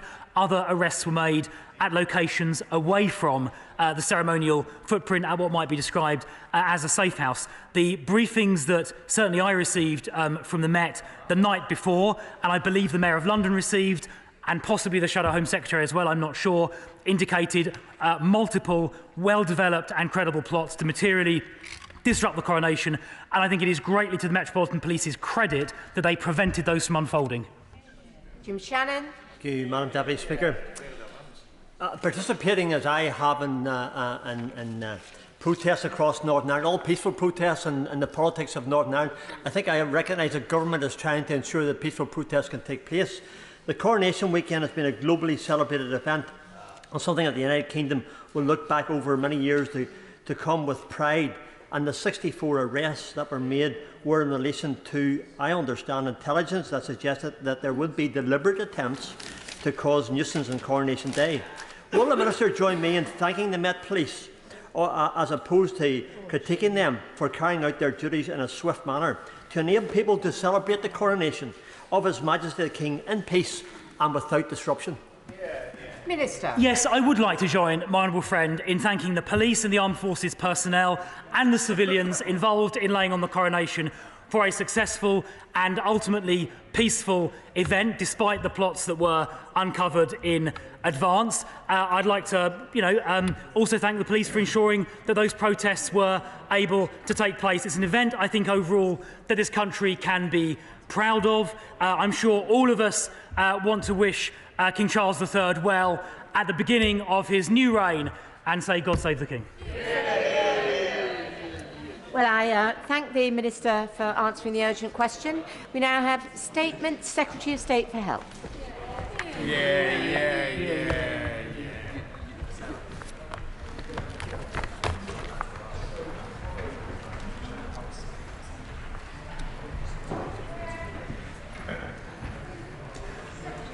Madam Deputy Speaker, with permission, I would like to make a statement on the Primary Care Recovery Plan. For most of us, general practice is our front door to the NHS. In the last 6 months, over half the UK population has used GP services, and GPs in England carry out around 1 million appointments every single day. They're doing more than ever. General practice is delivering 10% more appointments a month than before the pandemic, the equivalent of the average GP surgery seeing about 20 additional patients every working day. There are more staff than ever, with numbers up by a quarter since 2019, and we are on track to deliver our manifesto target with an additional 25,000 staff already recruited into primary care. And we are investing more than ever too, with the most recent figures showing that funding was around a fifth higher than 5 years before, even once inflation is taken into account. But we know there is a great deal still to do, and COVID-19 presented many challenges across the health service, leaving us with large numbers of people on NHS waiting lists which need to be tackled. In general practice, patient contacts with GPs have increased between 20 and 40% since before the pandemic. As well as recovering from the pandemic, we face longer-term challenges too. Since 2010, the number of people in England aged 70 and above has increased by a third. And this group attends 5 times more GP appointments than young people.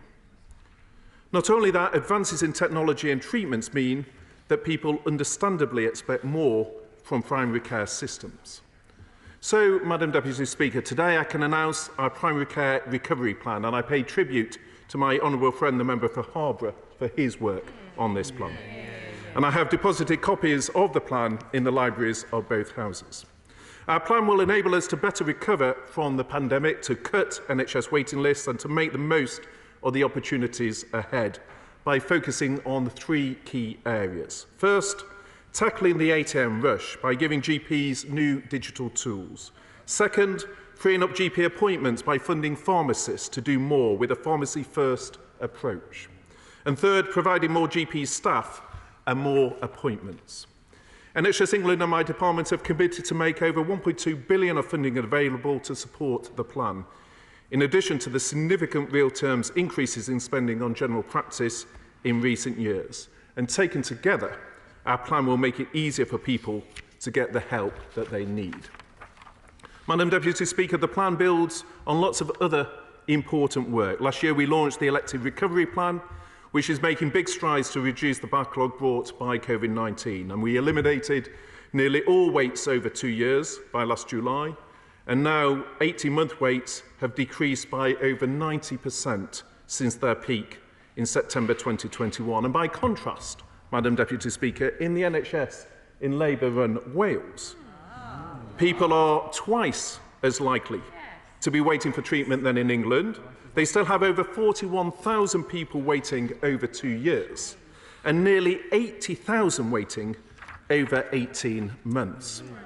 In addition, this January it came before the House to launch our urgent and emergency care plan, focused on how to better manage pressures in emergency departments with funding to support discharge to improve patient flow within hospitals. And so today's plan is the next important piece of work. Madam Deputy Speaker, turning to the detail of the plan.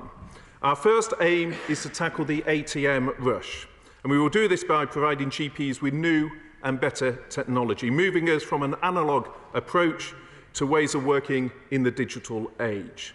An average-sized GP practice will get around 100 calls in the first hour of a Monday morning, but no team of receptionists, no matter how hard-working, can handle such demand. About half of GPs are still on old analogue phones, meaning that when things get busy, people get engaged tones. So we're changing this by investing in modern phone systems for all GPs, including features such as callback options, and by improving the digital front door for even more patients. In those GPs that have already adopted these systems, there has been a 30% improvement in patient feedback on their ability to access the appointments that they need. And this also reflects the fact that online requests can help find the right person within the practice, such as being directed to a pharmacist for a medicine prescription review or to a physio for back pain. In doing so, we will make the most of the 25,000 more staff we now have in primary care. Today's plans fund practices without this technology to adopt it, whilst also providing them with staff cover to help them manage a smooth transition onto this technology. Indeed, many small GP practices in particular find it hardest to fund new technology or to manage the disruption that comes with transitioning to new ways of working. So we are funding locum cover alongside the tech itself. Notwithstanding, Madam Deputy Speaker, people will always be able to walk in or ring in if they'd prefer. And if someone wants to ring up and see someone face to face, these investments make that easier too. We'll also want to make sure patients know how their request is going to be handled on the same day that they make contact. Clinically urgent issues will be assessed on the same day or the next day if raised in the afternoon, and if not urgent, an appointment will be scheduled within 2 weeks. But crucially, Madam Deputy Speaker, people won't be asked to call back tomorrow. Instead, they'll get their appointment booked in the same day or be signposted to other services. Turning to the second area of this plan, and pharmacy first. As well as giving GPs new technology, I know we need to take off pressure from GPs where possible by making better use of the skills of all clinicians working in primary care. We saw the incredible role pharmacists played during the pandemic, their capacity to innovate and deliver for their communities that they served, and to free up GP appointments in doing so. So the second part of our plan is to introduce a new NHS service, Pharmacy First, on which we are already consulting with the Pharmaceutical Services Negotiating Committee.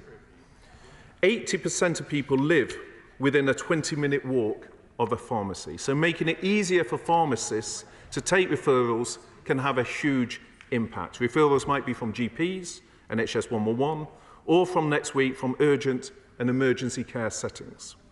Community pharmacists already take referrals from a range of minor conditions such as diarrhoea, vomiting and conjunctivitis. But with our Pharmacy First approach, we can go further still. We will invest up to £645 million over the next 2 years, so pharmacists can supply prescription-only medicines for common conditions, like ear pain, UTIs and sore throats, without requiring a prescription from a GP. One of the most significant shifts we're making is on oral contraception. Pharmacists can already manage the supply of contraception prescribed elsewhere, and from later this year, they will also be able to start women on courses of oral contraception. And this is another way which we aim to reduce the barriers to women accessing contraception in light of our women's health strategy. Pharmacists will also be able to do more blood pressure checks, which is one of the most important risk factors for cardiovascular disease. Not only will these kinds of steps make it easier for people to get the care they need, we expect it to release up to 10 million appointments a year by 2024-25. Madam Deputy Speaker, the third part of our plan is about providing more staff and more appointments. We're making huge investments in our primary care workforce and are on track to meet the manifesto commitment of having 26,000 more primary care staff by next March, meaning we have more pharmacists, physios and paramedics delivering appointments in primary care than ever before. In 2021, we hit our target of 4,000 people accepting GP training places, and our upcoming NHS workforce plan will set out how we'll further expand GP training. And we're also helping to retain senior GPs by reforming pension rules and lifting 9,000 GPs out of annual tax changes. These are the pension reforms that the BMA welcomed, describing them as significant and decisive changes and citing them as transformative for the NHS. As well as freeing up more staff time, our plan cuts bureaucracy too, so GPs spend less time on paperwork and more time caring for patients by removing unnecessary targets, improving communication between GPs and hospitals, and reducing the amount of non-GP work GPs are being asked to do. For example, patients are often discharged from hospital without fit notes, meaning they then have to go to their GP to get one. By the end of this year, NHS secondary care services, who will understand those patient conditions better, will be able to issue fit notes. And we've streamlined the number of targets on primary care networks from 36 down to just 5. Taken together, this work will free up around £37,000 per practice.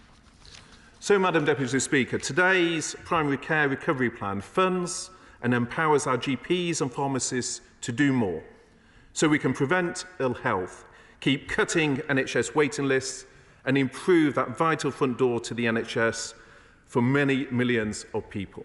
I commend this statement to the House. Shadow Secretary of State for Health, Wes Streeting. Thank you, Madam Deputy Speaker, and I thank the Secretary of State for advance sight of his statement too.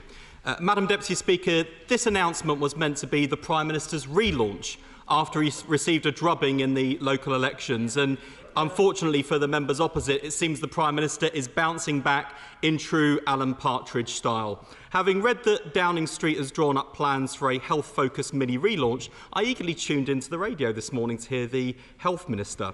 And what was the Conservatives' message to the public this morning following their worst defeat since 1997?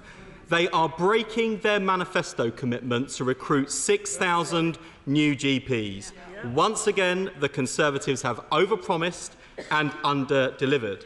And I think, Madam Deputy Speaker, he just admitted to missing his target to eliminate the 18-month waits by April. Is that the second broken promise of the day? It's hard to keep up. As a result, millions of patients wait a month to see a GP if they can get an appointment at all, waiting in pain and discomfort, unable to go about their normal lives. This is the price patients are paying every day for 13 years of Conservative failure. And the Prime Minister has no idea what it is like to be most people in this country. Right. He is completely out of touch with what NHS patients are going through. And that's why he can't offer the change the country is desperately crying out for. Yep. The Health Secretary has called this announcement the GP Access Recovery Plan. What is this a plan to recover from, if not his party's appalling record of underinvestment and failure to reform? And does he now regret the 2,000 GPs cut since 2015, the 350 GP practices which have closed in the same time, and the 670 community pharmacies which have shut up shop on their watch? And isn't expecting the Conservatives to fix the NHS after they broke it, just like expecting an arsonist to put out the fire they started. It is just not going to happen. But, Madam Deputy Speaker, it's not just the voters turning to the Labour Party for answers, it's the government too. In January, we set out our plans for the future of primary care, including allowing pharmacists to prescribe for common conditions, opening up self-referral routes into things like physiotherapy, and ending the 8 a.m. scramble. Sound familiar? The problem is that's where the similarities end, because what the Conservatives offer today is a pale imitation of Labour's reform agenda. Where is the plan to give patients real choice? There is nothing on enabling patients to see the same doctor each appointment. Doctors themselves tell us continuity of care is important. Nothing on allowing patients to choose whether they're seen face-to-face or over the phone, merely the promise of better hold music and the invention of things like callback, which has existed for many years. In fact, where is the plan for better mental health support, more care in the community and in people's homes, more health visitors to give children a healthy start in life? Or have all of these issues been dumped into a box marked too difficult? And, Madam Deputy Speaker, he says patients will get an appointment within 2 weeks as if it's some kind of triumph. 2 weeks. When we were in government, we delivered GP appointments within 2 days. And when will this pitiful promise be delivered? There's no date or deadline. When can patients expect the 8 a.m. scramble to be ended by? There is no date or deadline. When will patients with urgent needs be seen on the same day? There is no date or deadline. In fact, I wrote to the Minister and asked him how many patients are currently not seen on the same day. He said he didn't know. The department doesn't hold that information. So what is the point of these pledges if they don't know whether they are being met? The document also says the NHS and his department have, and I quote, retargeted over £1 billion to pay for the announcements, but not where that money has come from. So where has he cut the NHS services in order to pay for these announcements? And his plans for patients to refer themselves to physios for back pain by bypassing GPs could lead to 5,000 cancer patients missing their diagnosis. That was according to, perhaps he remembers, that's right, the Conservative Party back in February, and 3 months later it's their policy. So perhaps the Secretary of State can clarify, was the Conservative Party telling porkies back in February, or does he simply not know what on earth he is doing? And given this is meant to be a primary care recovery plan, where's dentistry? Where is it? NHS dentists are in even shorter supply than Conservative council leaders. And finally, Madam Deputy Speaker, let me turn to the supermassive black hole at the heart of today's announcement. Where is the plan to train the doctors and nurses the NHS is so desperately short of? Labour has set out our plan to train 7,500 more doctors and 10,000 more nurses each year, paid for by abolishing the non-dom tax status. So when will he finally admit he doesn't have any ideas of his own and adopt Labour's plan?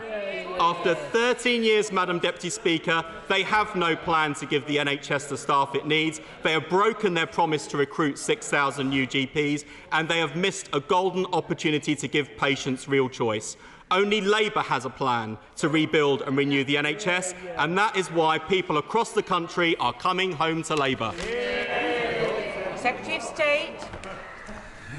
Well, Madam Deputy Speaker, he started with the message to the public, and the message to the public can be seen by what key figures within the sector themselves say about this recovery plan. So let me just share with the House that the Pharmaceutical Services Negotiating Committee says that it is, and I quote, the most significant investment in community pharmacy in well over a decade. The Boots Chief Executive says that this is, quotes, great news, that they'll be able to use their clinical expertise more widely. The Company Chemist Association says that, quotes, it's a real vote of confidence for the future of the profession. So the point is, the message to the public is clear from the industries in this sector that this is a well thought through plan that will have a beneficial impact for patients. And I give one final quote, the Royal Pharmaceutical Society, where the chair says this will be a, quote, real game changer for patients.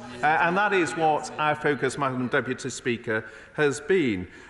He also raises the issue of our delivery against the 18 months target. It's very generous of him to give me the opportunity to once again share with the House the contrast with Wales. Perhaps he missed it first time round. We have reduced the wait for 18 months by over 90%, and yet in Wales they still have vastly more, over 80,000 waiting over there, and that's on a much smaller population. They still in Wales have over 40,000 waiting more than 2 years, a target we virtually eliminated as long ago by the summer. So for those who want to see what a Labour government would mean for the NHS, they can see it with the performance against the 2-year waiting list and the 18-month waiting list in Wales. So it's very generous of him to give me the opportunity to share that once again with the House. He talks about what the recovery plan is for. Well, clearly the pandemic has placed huge pressure on primary care, and we can see that just from the increased volumes of appointments that primary care faces. Again, I touched in my opening remarks on the fact that GPs and primary care are seeing more than 10% more appointments than before the pandemic. 1 million appointments a day. And so it's clear why we need to invest in new forms of working, online booking technology, cutting bureaucracy, in order that the GPs can focus on those aspects of their role that apply purely to GPs, and we can better use the 25,000 additional roles that are being recruited into primary care. He talks about his direct referral policy. We actually announced our policy guidance in December, a month before he came out with his announcement. So just in terms of sheer chronology, it is clear that an announcement that comes a month after the planning guidance is issued is something of a stretch, Madam Deputy Speaker, to say that we were in some way following his own approach. He raises once again very kindly the issue of mental health, which gives me an opportunity once again, Madam Deputy Speaker, to remind the House of the increased funding this government is making in mental health. It was a key priority of Prime Minister May. It was a key cornerstone of the long-term plan, with an extra £2.3 billion of funding going into mental health. But we did not stop there. The Chancellor at the budget further prioritised mental health. For example, mental health digital apps was a key cornerstone of the measures in terms of economically inactive people. And of course, part of our additional 25,000 roles in primary care is recognising that specialists are needed, whether it's physios, whether it's pharmacists, whether it's paramedics, and included within that is the role for specialists around mental health support. He talked more widely around other aspects of primary care, dentistry. Well, we have frequently said we have a recovery plan for dentistry that we will announce shortly, so that should not be news. And finally, in terms of funding, Madam Deputy Speaker, it's slightly bizarre, isn't it, that this plan announces new funding for primary care, over £1 billion of new funding, investing in tech, investing in new ways of working, investing in additional staff, investing in empowering our pharmacists who bring great clinical expertise that we can better harness. And rather than welcoming that, he goes back to the hackneyed non-dom funding that we've heard so much before, which has been spent so many times. What we have set out is ways of best using the skills of our GPs, best using the skills of the additional roles where we're delivering on our manifesto with an extra 25,000 already recruited, and above all, best using our pharmacists, which is a huge resource which we can better use. That's why we're targeting over 600 million of additional funding into our pharmacists, which will allow people to better access the care they need in a timely fashion. Chair of the Health Select Committee, Steve Bryan. Deputy Speaker, I do welcome the plan, which I note the Government have released at the first possible moment after the local election period. The Select Committee members and myself, we will study it carefully, and I know the Primary Care Minister has already agreed to come before us so we can give it a good going over. My question is one of timing, though, Madam Deputy Speaker. How quickly can the telephone, the investment in that 8 a.m. scramble part of the policy make a difference to those practices that don't have it? And I noticed he said that they were already negotiating with the Pharmaceutical Services Negotiating Committee. So how quickly can that very, very welcome new investment get to the front line of community pharmacy? Well, the short answer, Madam Deputy Speaker, is this year, but he's absolutely right, as Chair of the Health Select Committee, to focus with all recovery plans on deliverability. I hope he will take comfort from the fact that around half of GP practices already have cloud telephony, which is why we're so confident that it is the right approach, it is one that is already working, and we're seeing in the response from patients the positive feedback that online booking, callback systems are things that patients themselves hugely value, but also that allows primary care to better triage calls to the specialists and therefore to use the additional roles that we recruited in a more optimum way. So it will be rolled out this year, but it is already up and running and we can see that it's working. Dame Margaret Hodge. Thank you, Madam Deputy Speaker.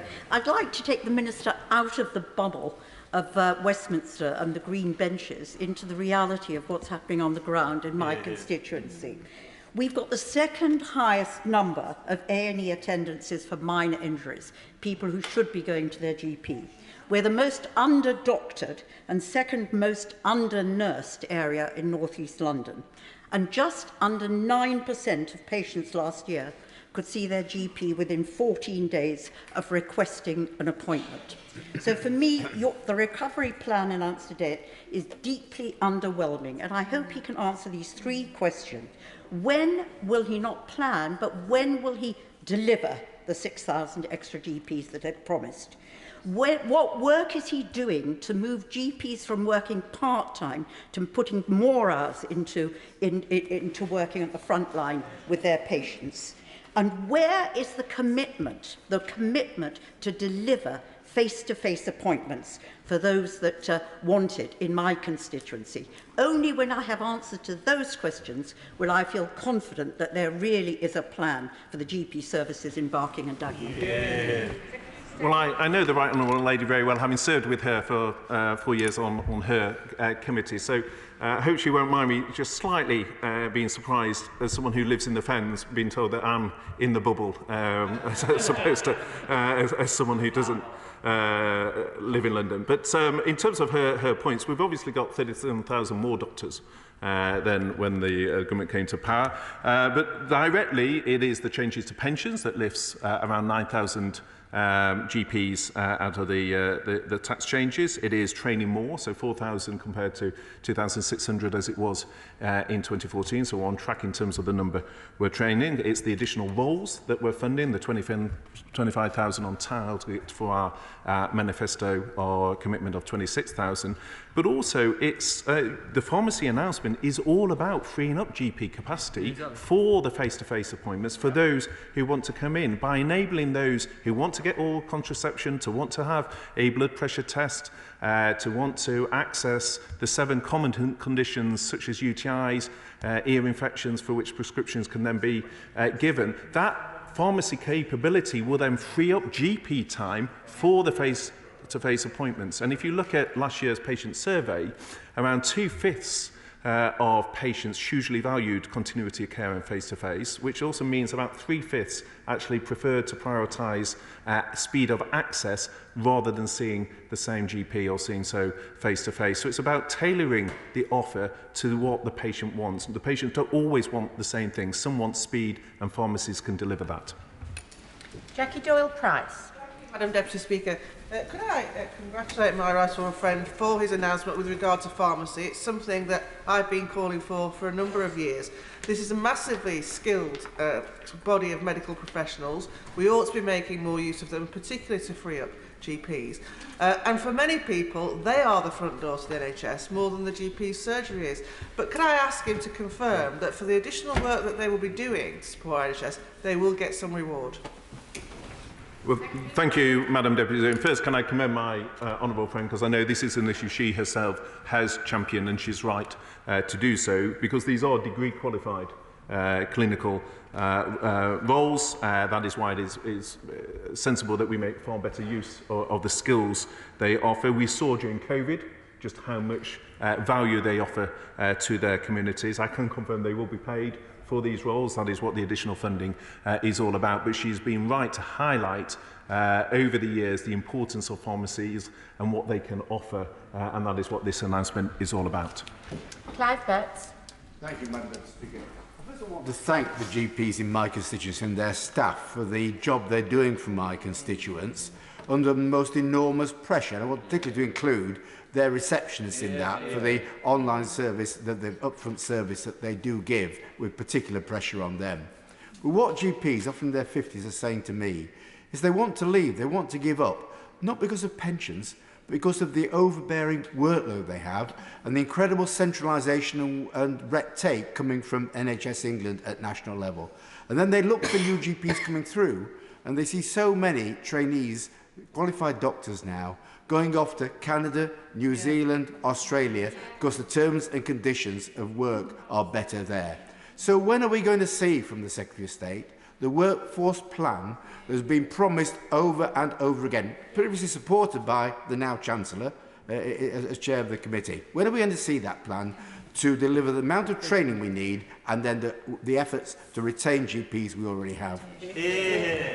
Well, first, can I agree with him and thank him? He's absolutely right to recognise the huge amount of work of GPs and their staff, including receptionists, and that is why the recovery plan is very much targeted at recognising the workload. I flagged in my statement the additional volume of patients that a typical GP surgery is seeing, and that indeed reflects that huge amount of work that is done. I do think pensions was a factor, certainly in the feedback that we had from the profession that was raised, and the changes that the Chancellor announced take around 9,000 GPs out of those tax changes. But he's right, it wasn't the only factor, and workload was also part of that. And again, what the recovery plan does is look to cut bureaucracy. It reduces the targets, as I say, down to 5, but it also looks at area where there are appointments which we don't feel are necessary. So from secondary care, looking at how they can do fit notes, for example, rather than someone needing to go to the GP in order to get that. There are areas where we can streamline the workload of GPs, and that is what the recovery plan does. In terms of the workforce plan, we've said on a number of occasions post-PERDA we will set that out very shortly, and we'll have more to say on that in due course. Sir Bernard Jenkins. Madam Deputy Speaker, can I join the honourable member for Sheffield, inviting him to thank all our GPs for their incredible work. Can I very much welcome his statement and ask in particular about the Pharmacy First plan? Will that enable places like Harwich and Dovercourt in my constituency to increase the out-of-hours cover that pharmacies provide? Otherwise people have to travel miles just to get a prescription. And can I ask also where all these new GP staff are going to be put? Because most GPs have very cramped premises. West Mersey surgery in my constituency has been trying to develop new premises for a long time, unsuccessfully, and because the GP's partners won't take the risk. And there are premises in Harwich at the Mayflower surgery where there is empty space in the building rented by the NHS from a failed Labour PFI project, but the GPs themselves can't afford to pay that rent, so they sit empty but still paid for by the taxpayer. What are we going to do about that? Well, firstly, again, I join with him in paying tribute to the work that his GPs in his constituency do as they do elsewhere. In terms of pharmacists, part of the reason for this investment is to support pharmacy, including in rural settings. And obviously, the more funding going in, the more they can prescribe, the more things that they're able to do, the better the business model. And of course, there are more pharmacists than previously, and there are more still pharmacy shops than there were when in 2010. So there are more, but it's important we make the business model more viable, and that's what the announcement does. In terms of the estates plan, and that is an issue for each integrated care board to look at. I'm very happy if there's a specific issue locally in terms of a former PFI and how that is being used. That's not a new issue. I remember on the Honourable Ladies, Right Honourable Ladies Committee looking at many a Labour PFI where the regional fire control centres were a case in point where the estate could no longer be afforded and the space was empty. So if there's an issue like that, I'm very happy to look at that in due course. Thank you, Madam Deputy Speaker. As chair of the All-Party Parliamentary Group for Pharmacy and as a pharmacist myself, I would say that this is a step in the right direction. However, speaking to many pharmacists and many within the sector, we believe that in order for this policy to unleash the full potential of pharmacy, there needs to be a proper investment in the workforce plan, because what we're seeing is pharmacists are leaving community pharmacists who can prescribe and going into other sectors. So it's great that we've got the prescribing abilities, but if these pharmacists are not there, then the full potential can't be unleashed. Secondly, we are seeing, we have a funding crisis with many pharmacies closing, so this has to be accompanied by further funding and steps to address the medicine supply chain. Just wanted to ask the Minister if you could clarify a few things. Whether or not pharmacists will be paid competitively for their prescribing skills, because previously in other government announcements that hasn't been the case. So we've got pharmacists who would like to feel valued from this announcement. And also will this announcement be followed by actual support for premises as well? Because, you know, I'm sure the Minister is aware that pharmacists do have challenges, for example, having access to the patient's record, but also actually having the workforce needed for them to take the time out to go out and speak to patients. And will the Minister meet with me and APPG to discuss this issue further? Thank you, Madam Deputy Speaker. Thank you, Madam Deputy Speaker. Well, first, can I thank her for recognising constructively that this is a step in the right direction, as she said, and I think it is something, as the quotes from the sector show, that is very welcomed by many working within pharmacy. As I said a moment ago, there are more pharmacists. There's 25,000 more than in 2010. But of course, the additional funding, including directly to her question, including for prescribing, will make the business model more viable and therefore support the workforce within the pharmacy sector. On her point of IT, that is something that we're working on as part of the recovery plan, and there's a big read across into the NHS app and how we better empower patients, both in terms of their access to their own medical records, but also so that they can find the right services, including being directed from the NHS app to pharmacies. Maggie Through. Today's announcement, which undoubtedly will widen access to primary care services. However, will my right honourable friend consider investing in point-of-care diagnostic testing in pharmacies and GP surgeries to speed up the diagnostic pathway and in turn help reduce NHS waiting times? My honourable friend raises a great point. It's one I'm extremely keen on in terms of how we improve diagnostic testing, how we make it more accessible, because as she knows from her time in the department, early treatment is more effective, but it is also more cost effective. And therefore, how we look at more home testing, more testing at pharmacy, more work with employers to accelerate early detection. I think there's both a win in terms of patient outcomes, but there's also a win in terms of delivering care in a more affordable way. Daisy Cooper. Thank you, Madam Deputy Speaker. Liberal Democrats and many others in this House have called for a pharmacy-first approach for a long time, but there do appear to be two major problems with this announcement today. The first is that the government's own plan says the money for it is going to be retargeted, so I'd be grateful to know from the Minister which other service will miss out. And in my own constituency, 2 pharmacies have already closed, and across England we know that 16% of pharmacies have said that they don't think their pharmacy will survive another year. So could the Minister tell us, how does he expect people to access a pharmacy first if their pharmacies continue to close? Well, as I said earlier in my statement, there are more pharmacists than in 2010, and there are more people working within the pharmacy sector. The numbers have gone up, 24,000, again, more pharmacists than 2010. So there are more to address the second part of her question. In terms of the first part and funding, as I said in my statement, this is new funding for primary care. And that is the commitment we made, and that is why it should be something that's so welcome within the primary care sector. Bob Seeley. I welcome very much the statement, and I noticed the difference in opinion opposite between people who know what they're talking about and people who don't. When it comes to pharmacy first, I think it's a brilliant idea. Thank you for the Secretary of State, and I know, and I very much hope it's going to be welcomed by pharmacies in my patch. I just want to reiterate some of the points being made, that some of my pharmacies feel they've been under a lot of financial pressure recently. Will the financial package be able to support them and make them feel valued, considering what extraordinary good value for money they are? And secondary, related to that, will there be any financial support or grants being made available to pharmacies, especially the smaller ones, in some of my rural and small towns, so that they can actually invest money or get a grant to get a patient room, get a room to see patients, so they can take advantage of this great Pharmacy First scheme? Thank you. Well, firstly, can I welcome my honourable friend's comments. And in terms of the funding, there's 645 million over the next 2 years, which is to support this expansion through Pharmacy First. In terms of the estates programme, that is, as I said a moment ago, more of an issue for the Integrated Care Board. It is not the case that we should try and determine all these decisions on estates from Westminster. It is right that we let the 42 ICBs have more discretion over what is the right estates strategy within their area, but I'm sure his local ICB will hear the representations that he makes. Sir Chris Bryant. Thank you, Madam Deputy Speaker. Of course, I completely support the idea of pharmacists being able to do more. It makes more sense, for instance, if you have shingles, to be able to go to a pharmacist today to be able to get retrovirals prescribed.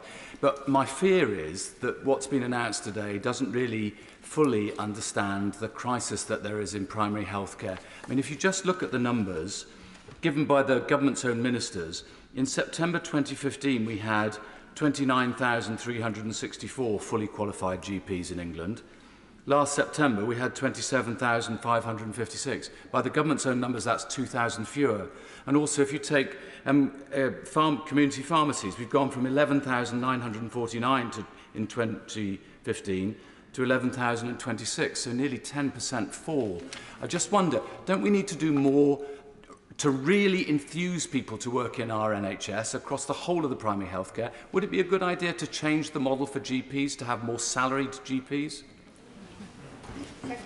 Well, again, just on the numbers, as I've touched on a few times now, but to give in the precise numbers, 335 more pharmacists than there were in 2010, so the idea that there's fewer is simply not the case.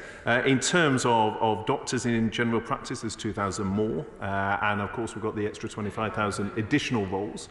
And as I say, if someone wants to go and see someone for a prescription review, then it's right that they go and see a pharmacist. If they've got back pain, it's right that they go and see a physio. Not everything has to go through the GP, and what is better is that we actually use the GP's time much more effectively. And we've got more doctors in training, 4,000 in training in primary care compared to 2,600 in 2014. So there's more staff, more effort on recruitment, more effort on retention through the pension changes, and also better use of the additional roles.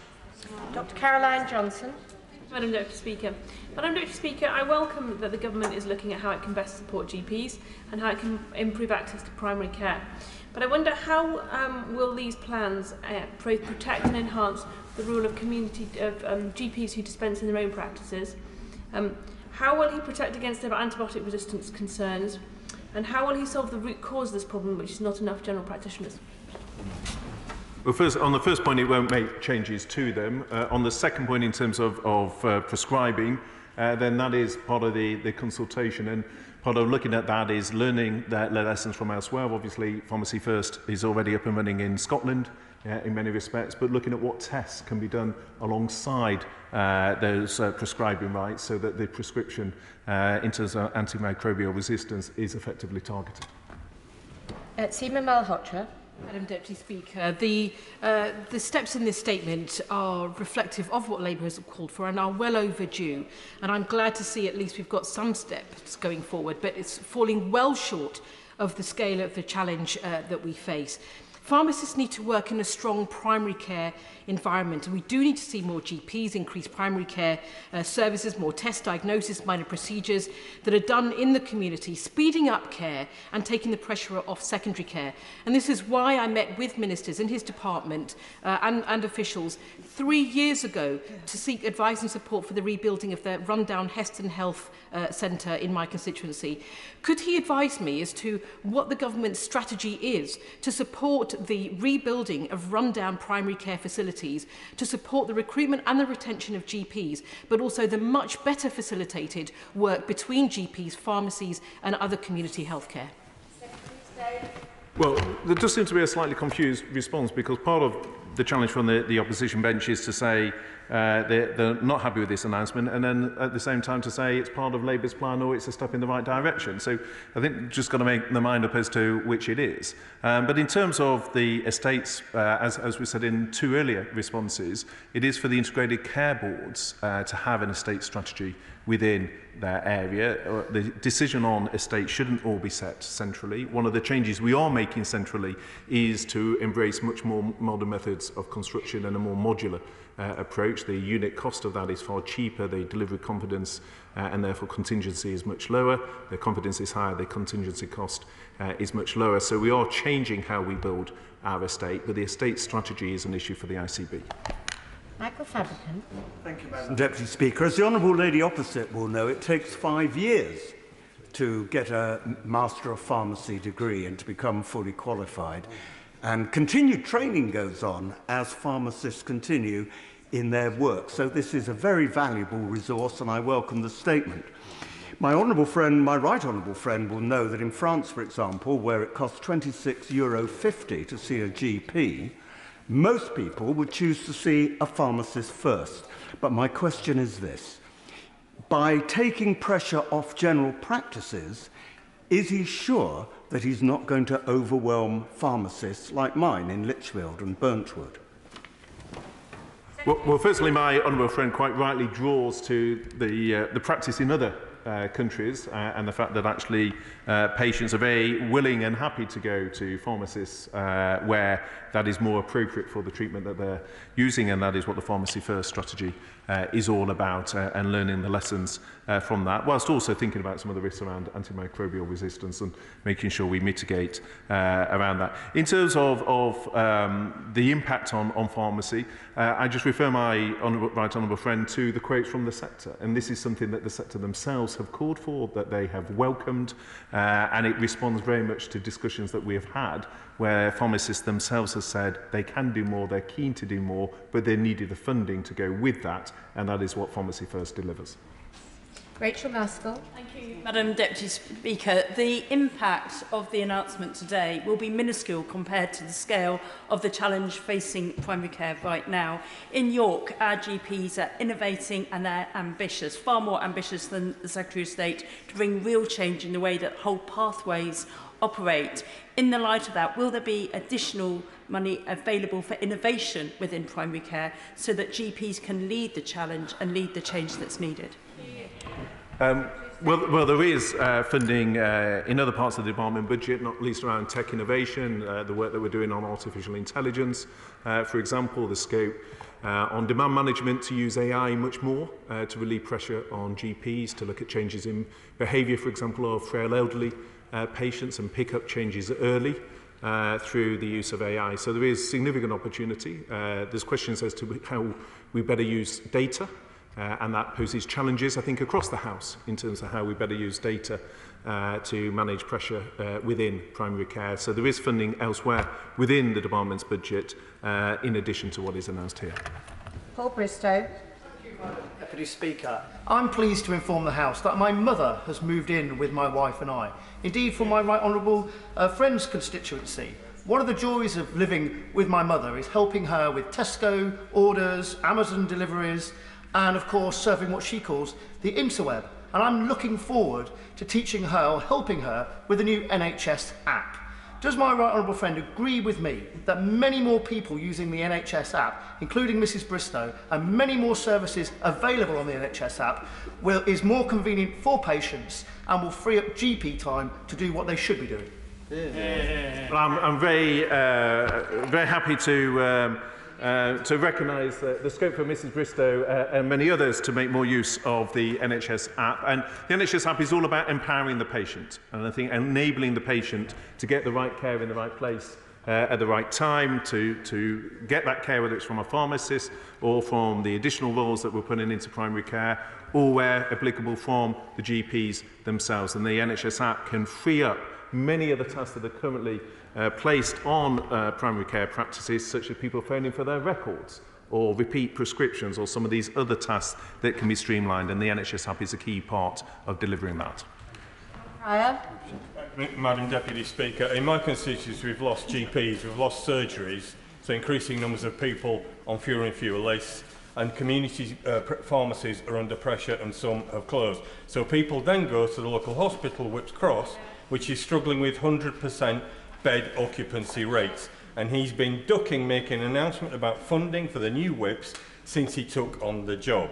And they're struggling every day, by the way, with 100% bed occupancies. So my question is twofold. When will he announce a workforce plan for primary care? Secondly, when will he finally get around to making an announcement about funding for Whips Cross Hospital? Well, far from ducking Whips Cross, I've actually been and visited in person, so I'm very familiar with the issue, and I recognise how important the new hospitals programme is on that, and on the workforce plan. I hope to be able to make an announcement shortly, just as indeed we are doing today on the primary care recovery plan. But one thing which he may want to look at in today's plan is the proposals for us to look at the contribution that is made to primary care from new housing and what changes might be made there to ensure that where new housing developments take place, we can better ensure that funding from that goes not just to schools, where frequently the funding stream goes, but also goes into primary care and GPs in particular. Andrew Selous. Thank you, Madam Deputy Speaker. Can I start by warmly praising all those who work in primary care in my constituency, including Dr John Henderson and Dr Stephen Price, who lead my two primary care networks. It's great to see another 25,000 staff in primary care. They need somewhere to work now. They need somewhere to work now in the middle of Leighton Buzzard before we get the extra health facilities next year. But could I ask him, when we build tens of thousands of extra houses, my experience back over decades is that no government of either side has made sure that the extra primary care facilities come on stream with as much certainty as the new primary school. And I think if we could crack that, we would do a huge service to the whole nation. And I'd like the Secretary of State to make it his personal mission to do so, please. Well, Madam Deputy Speaker, we plan to change planning guidance this year to address this specific issue. He and I have spoken, indeed I visited his constituency, and we resolved one of the issues, as he knows, that he was raising in terms of his estate, which I think was extremely constructive. I know there's a further issue that he has been discussing with the department, but I hope he can take some comfort from the fact that his representations have been heard, and my honourable friend is planning to make changes to the guidance on that so we can better ensure that where there is new housing, contributions are made into primary care. Emma Hardy. Thank you, Madam Deputy Speaker. The problem we have with primary care is the fact that we don't have enough GPs for all the demand for appointments. It's not a problem with a telephone system. And in the area that I represent, we have one of the fewest ratios of GPs to population in the whole of the country. So will the Secretary of State support our campaign to train more doctors at Hull and York Medical School, and for Hull and York Medical School to set up a training facility for pharmacists and dentists?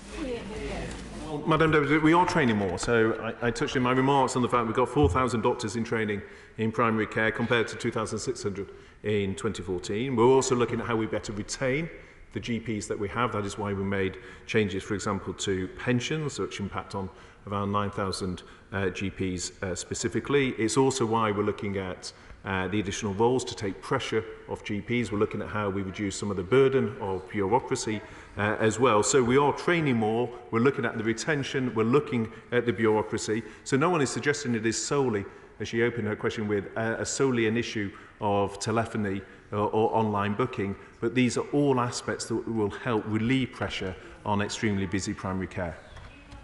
Luke Evans. Thank you, Madam Deputy Speaker. I'm so pleased to be talking about primary care for obvious reasons, but it is really important because I'm pleased the government's come forward, changed the pensions, which will make a difference for retention.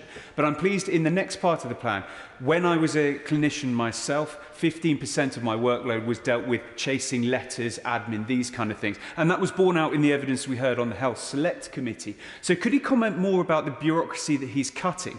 And will he ensure that this is just the first step in pushing down on that bureaucracy? Because that will improve the welfare of our workforce, but also improve the welfare of our patients as well.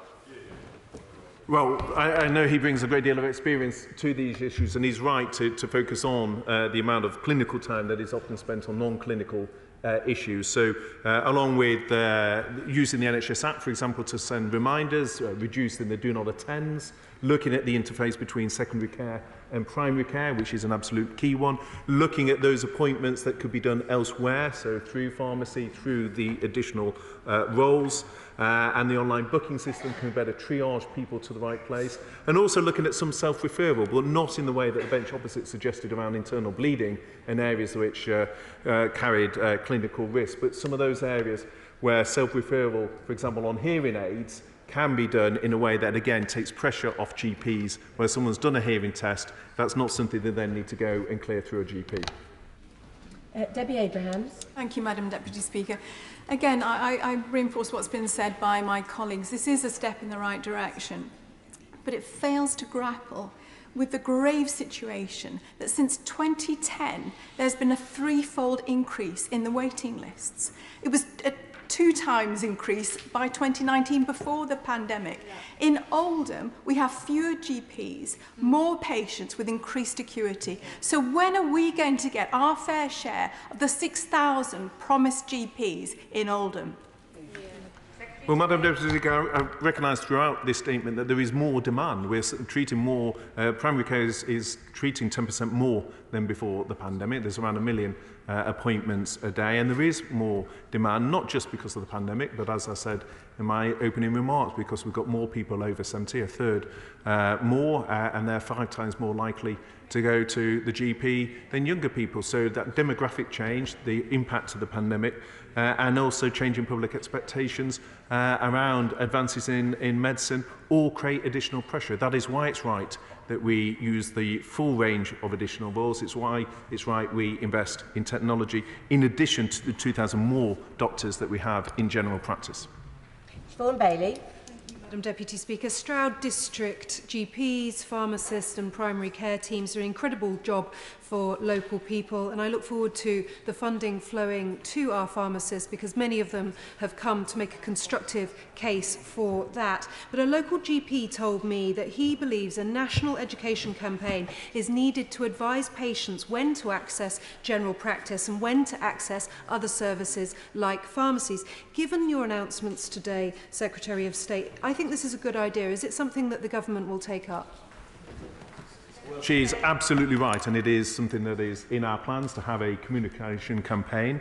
Often so the front door to the NHS can be confusing people, whether it's in primary care, pharmacy, A&E and elsewhere. So we will have a campaign linked to not just the opportunity to access care through Pharmacy First, but also looking at the technology innovations we're bringing on stream, particularly around the NHS app, and we're also making changes to 111 as well. So there will be a comms campaign exactly along the lines that she references. Kim Johnson. Thank you, Madam Deputy Speaker. I'd like to thank all of the primary care workers in my Liverpool Riverside constituency. But despite the Minister's assurances, 600 pharmacies have closed since 2015, having a significant impact on most disadvantaged communities. So would the Minister agree with me that more funding is needed to prevent more pharmacies closing and to fix the broken NHS? And will he join me in condemning Rowland's Pharmacy on Lodge Lane in my Riverside community, who are pulling out of the community and preventing another pharmacy taking place? Thank you. Well, again, I join her, as I do other colleagues around the House, in paying tribute to the primary care staff in her constituency for the work that they do. We've touched a number of times now on the fact that there are both more pharmacies and more pharmacists than in 2010, and so there is more capacity. But we also recognise the scope to better use the expertise within pharmacy, and that is why there's an additional £645 million of investment that is new funding into pharmacies that's going in over the next 2 years. Matt Warman. Speaker, I'm married to a trainee GP, so I've read all 46 pages of this plan. It is an excellent plan. Reading it makes me different to the opposition front bench, but there we are. What I think is important in that plan is it is littered with examples of brilliant practice up and down the country, case studies that should be adopted more widely, and almost all of them come back to the use of technology. Can the Secretary of State say today that he will target the help that is needed to adopt that technology at the practices that need it most, so often in coastal constituencies such as mine? Well, I'm grateful to my honourable friend. He is absolutely right about the opportunity that tech offers to deliver changes at scale, and the fact that this is technology that is proven, that is working, that is already up and running in many primary care settings. And so often within the NHS, the challenge is not the initial innovation. We get pockets of wonderful innovation. The challenge is how we industrialise that innovation across the wider NHS. That is what this recovery plan focuses on. It takes the case studies to which he refers and looks at how we scale that. And in particular on telephony, around half of primary care does have digital telephony. The opportunity here is to target that funding at the other half, and often that is the smaller GP practices as well as those in coastal communities, because it's the smaller practices often find the transition to tech more difficult, and that is why a key part of this recovery plan is not just the investment in the tech, it's also the investment in locums to provide cover so that staff can make the transition to that new way of working. Dame Diana Johnson. Thank you, Madam Deputy Speaker. The NHS Workforce Plan has been promised for years. Meanwhile, in my constituency in Hull, as my honourable friend says, we are short of GPs, pharmacists and dentists. So will the Secretary of State actually answer the question my honourable friend put to him, which is, can we please build on the excellent work of the Hull York Medical School to set up a dental training school there and a school of pharmacy and also for ophthalmologists as well? That would help in the longer term, but we need to have a proper workforce plan and the government need to get on with it. I've said several times now, Madam Deputy Speaker, that we will publish shortly a workforce plan. We are committed to that. The Chancellor set that out in the autumn statement. Of course, when he was doing this job and I was previously in the department, we did expand medical undergraduate places by a fifth. So there was an increase then. And I've said already that we will also set out a dental recovery plan in due course. Jack Brereton. Madam Deputy Speaker, I very much welcome these plans to improve primary care access, and particularly around the 8 AM scrum, which is neither beneficial for patients nor NHS staff. And particularly in North Staffordshire, we have some very good practices, but we also have some very poor practices, which we need to see those GP practices improve. So will my right honourable friend confirm that these new measures and the archaic practices that we see in some of those GP surgeries will be outlawed, that we will bring in place these new services as soon as possible?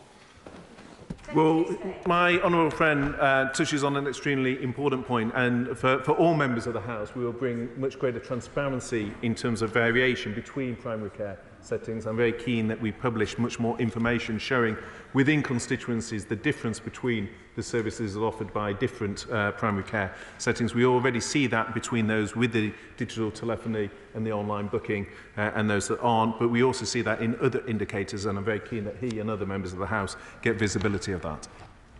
Jim Shannon. Madam Deputy Speaker, can I thank the Secretary of State very much. The aspects of the primary care recovery plan are very much welcomed, and when the goals are achieved, will be wonderful for the NHS England. In Northern Ireland, however, a very specific question. My constituents are struggling to get hold of their medical records over the phone for PIPS appeals and for assessments. Secretary of State in his statement today referred to improvements in the app system. What discussions will the Secretary of State have with the department back home in relation to the possibility of introducing a way where patients can get their medical records on an NH app, as the Secretary of State referred to, similar to the announcement for England this afternoon in the statement? Thank you. Well, my honourable friend is right to recognise the importance of access to medical records. It's a key part of the functionality we're delivering through the NHS app. He's correct that that is focused on England and not on Northern Ireland, but I'm very happy through my honourable friend for us to have discussions with him and colleagues in Northern Ireland in terms of any shared practice. Simon Jupp. Welcome announcement will help patients get prescriptions directly from hard-working, resilient, but sometimes overstretched pharmacies, freeing up GP appointments. Can my right honourable friend outline how pharmacies in my constituency of East Devon will be able to access funding and support to deliver this? Well, the funding will include for the prescription, so for the 7 common conditions which form part of the Pharmacy First, then that will be part of a new NHS service that will be offered as set out in this plan, and that's what the 645 million over the 2 years is targeted at, and obviously we'll have further discussions with the sector in terms of the rollout of that. Greg Smith. Thank you, Madam Deputy Speaker. I very much welcome this recovery plan. It's the right thing to do and will make a big difference. But will my right honourable friend agree with me that it's also critical for rural communities to have local and convenient access to GPs? And with that in mind, will he redouble his department's efforts alongside the Buckinghamshire, Oxfordshire and West Berkshire ICB to find a way to fund the construction of Long Crendon's innovative model to replace the old village surgery, which had to sadly close under COVID, which will not only deliver first-rate primary care to the village of Long Crendon and surrounding villages, but relieve the pressure on Brill surgery, where patients find themselves displaced to? Well, my honourable friend has raised this issue before and is quite right to champion it. I know it's of huge importance to his constituents. I hope the ICB will take heed of the issue that he raises, particularly in terms of the level of visibility on the estates plan, which I think more can be done to share that with him based on our conversations, and I would urge the ICB to engage closely with my honourable friend to ensure that that estates plan is addressing the very real needs that his constituents have identified.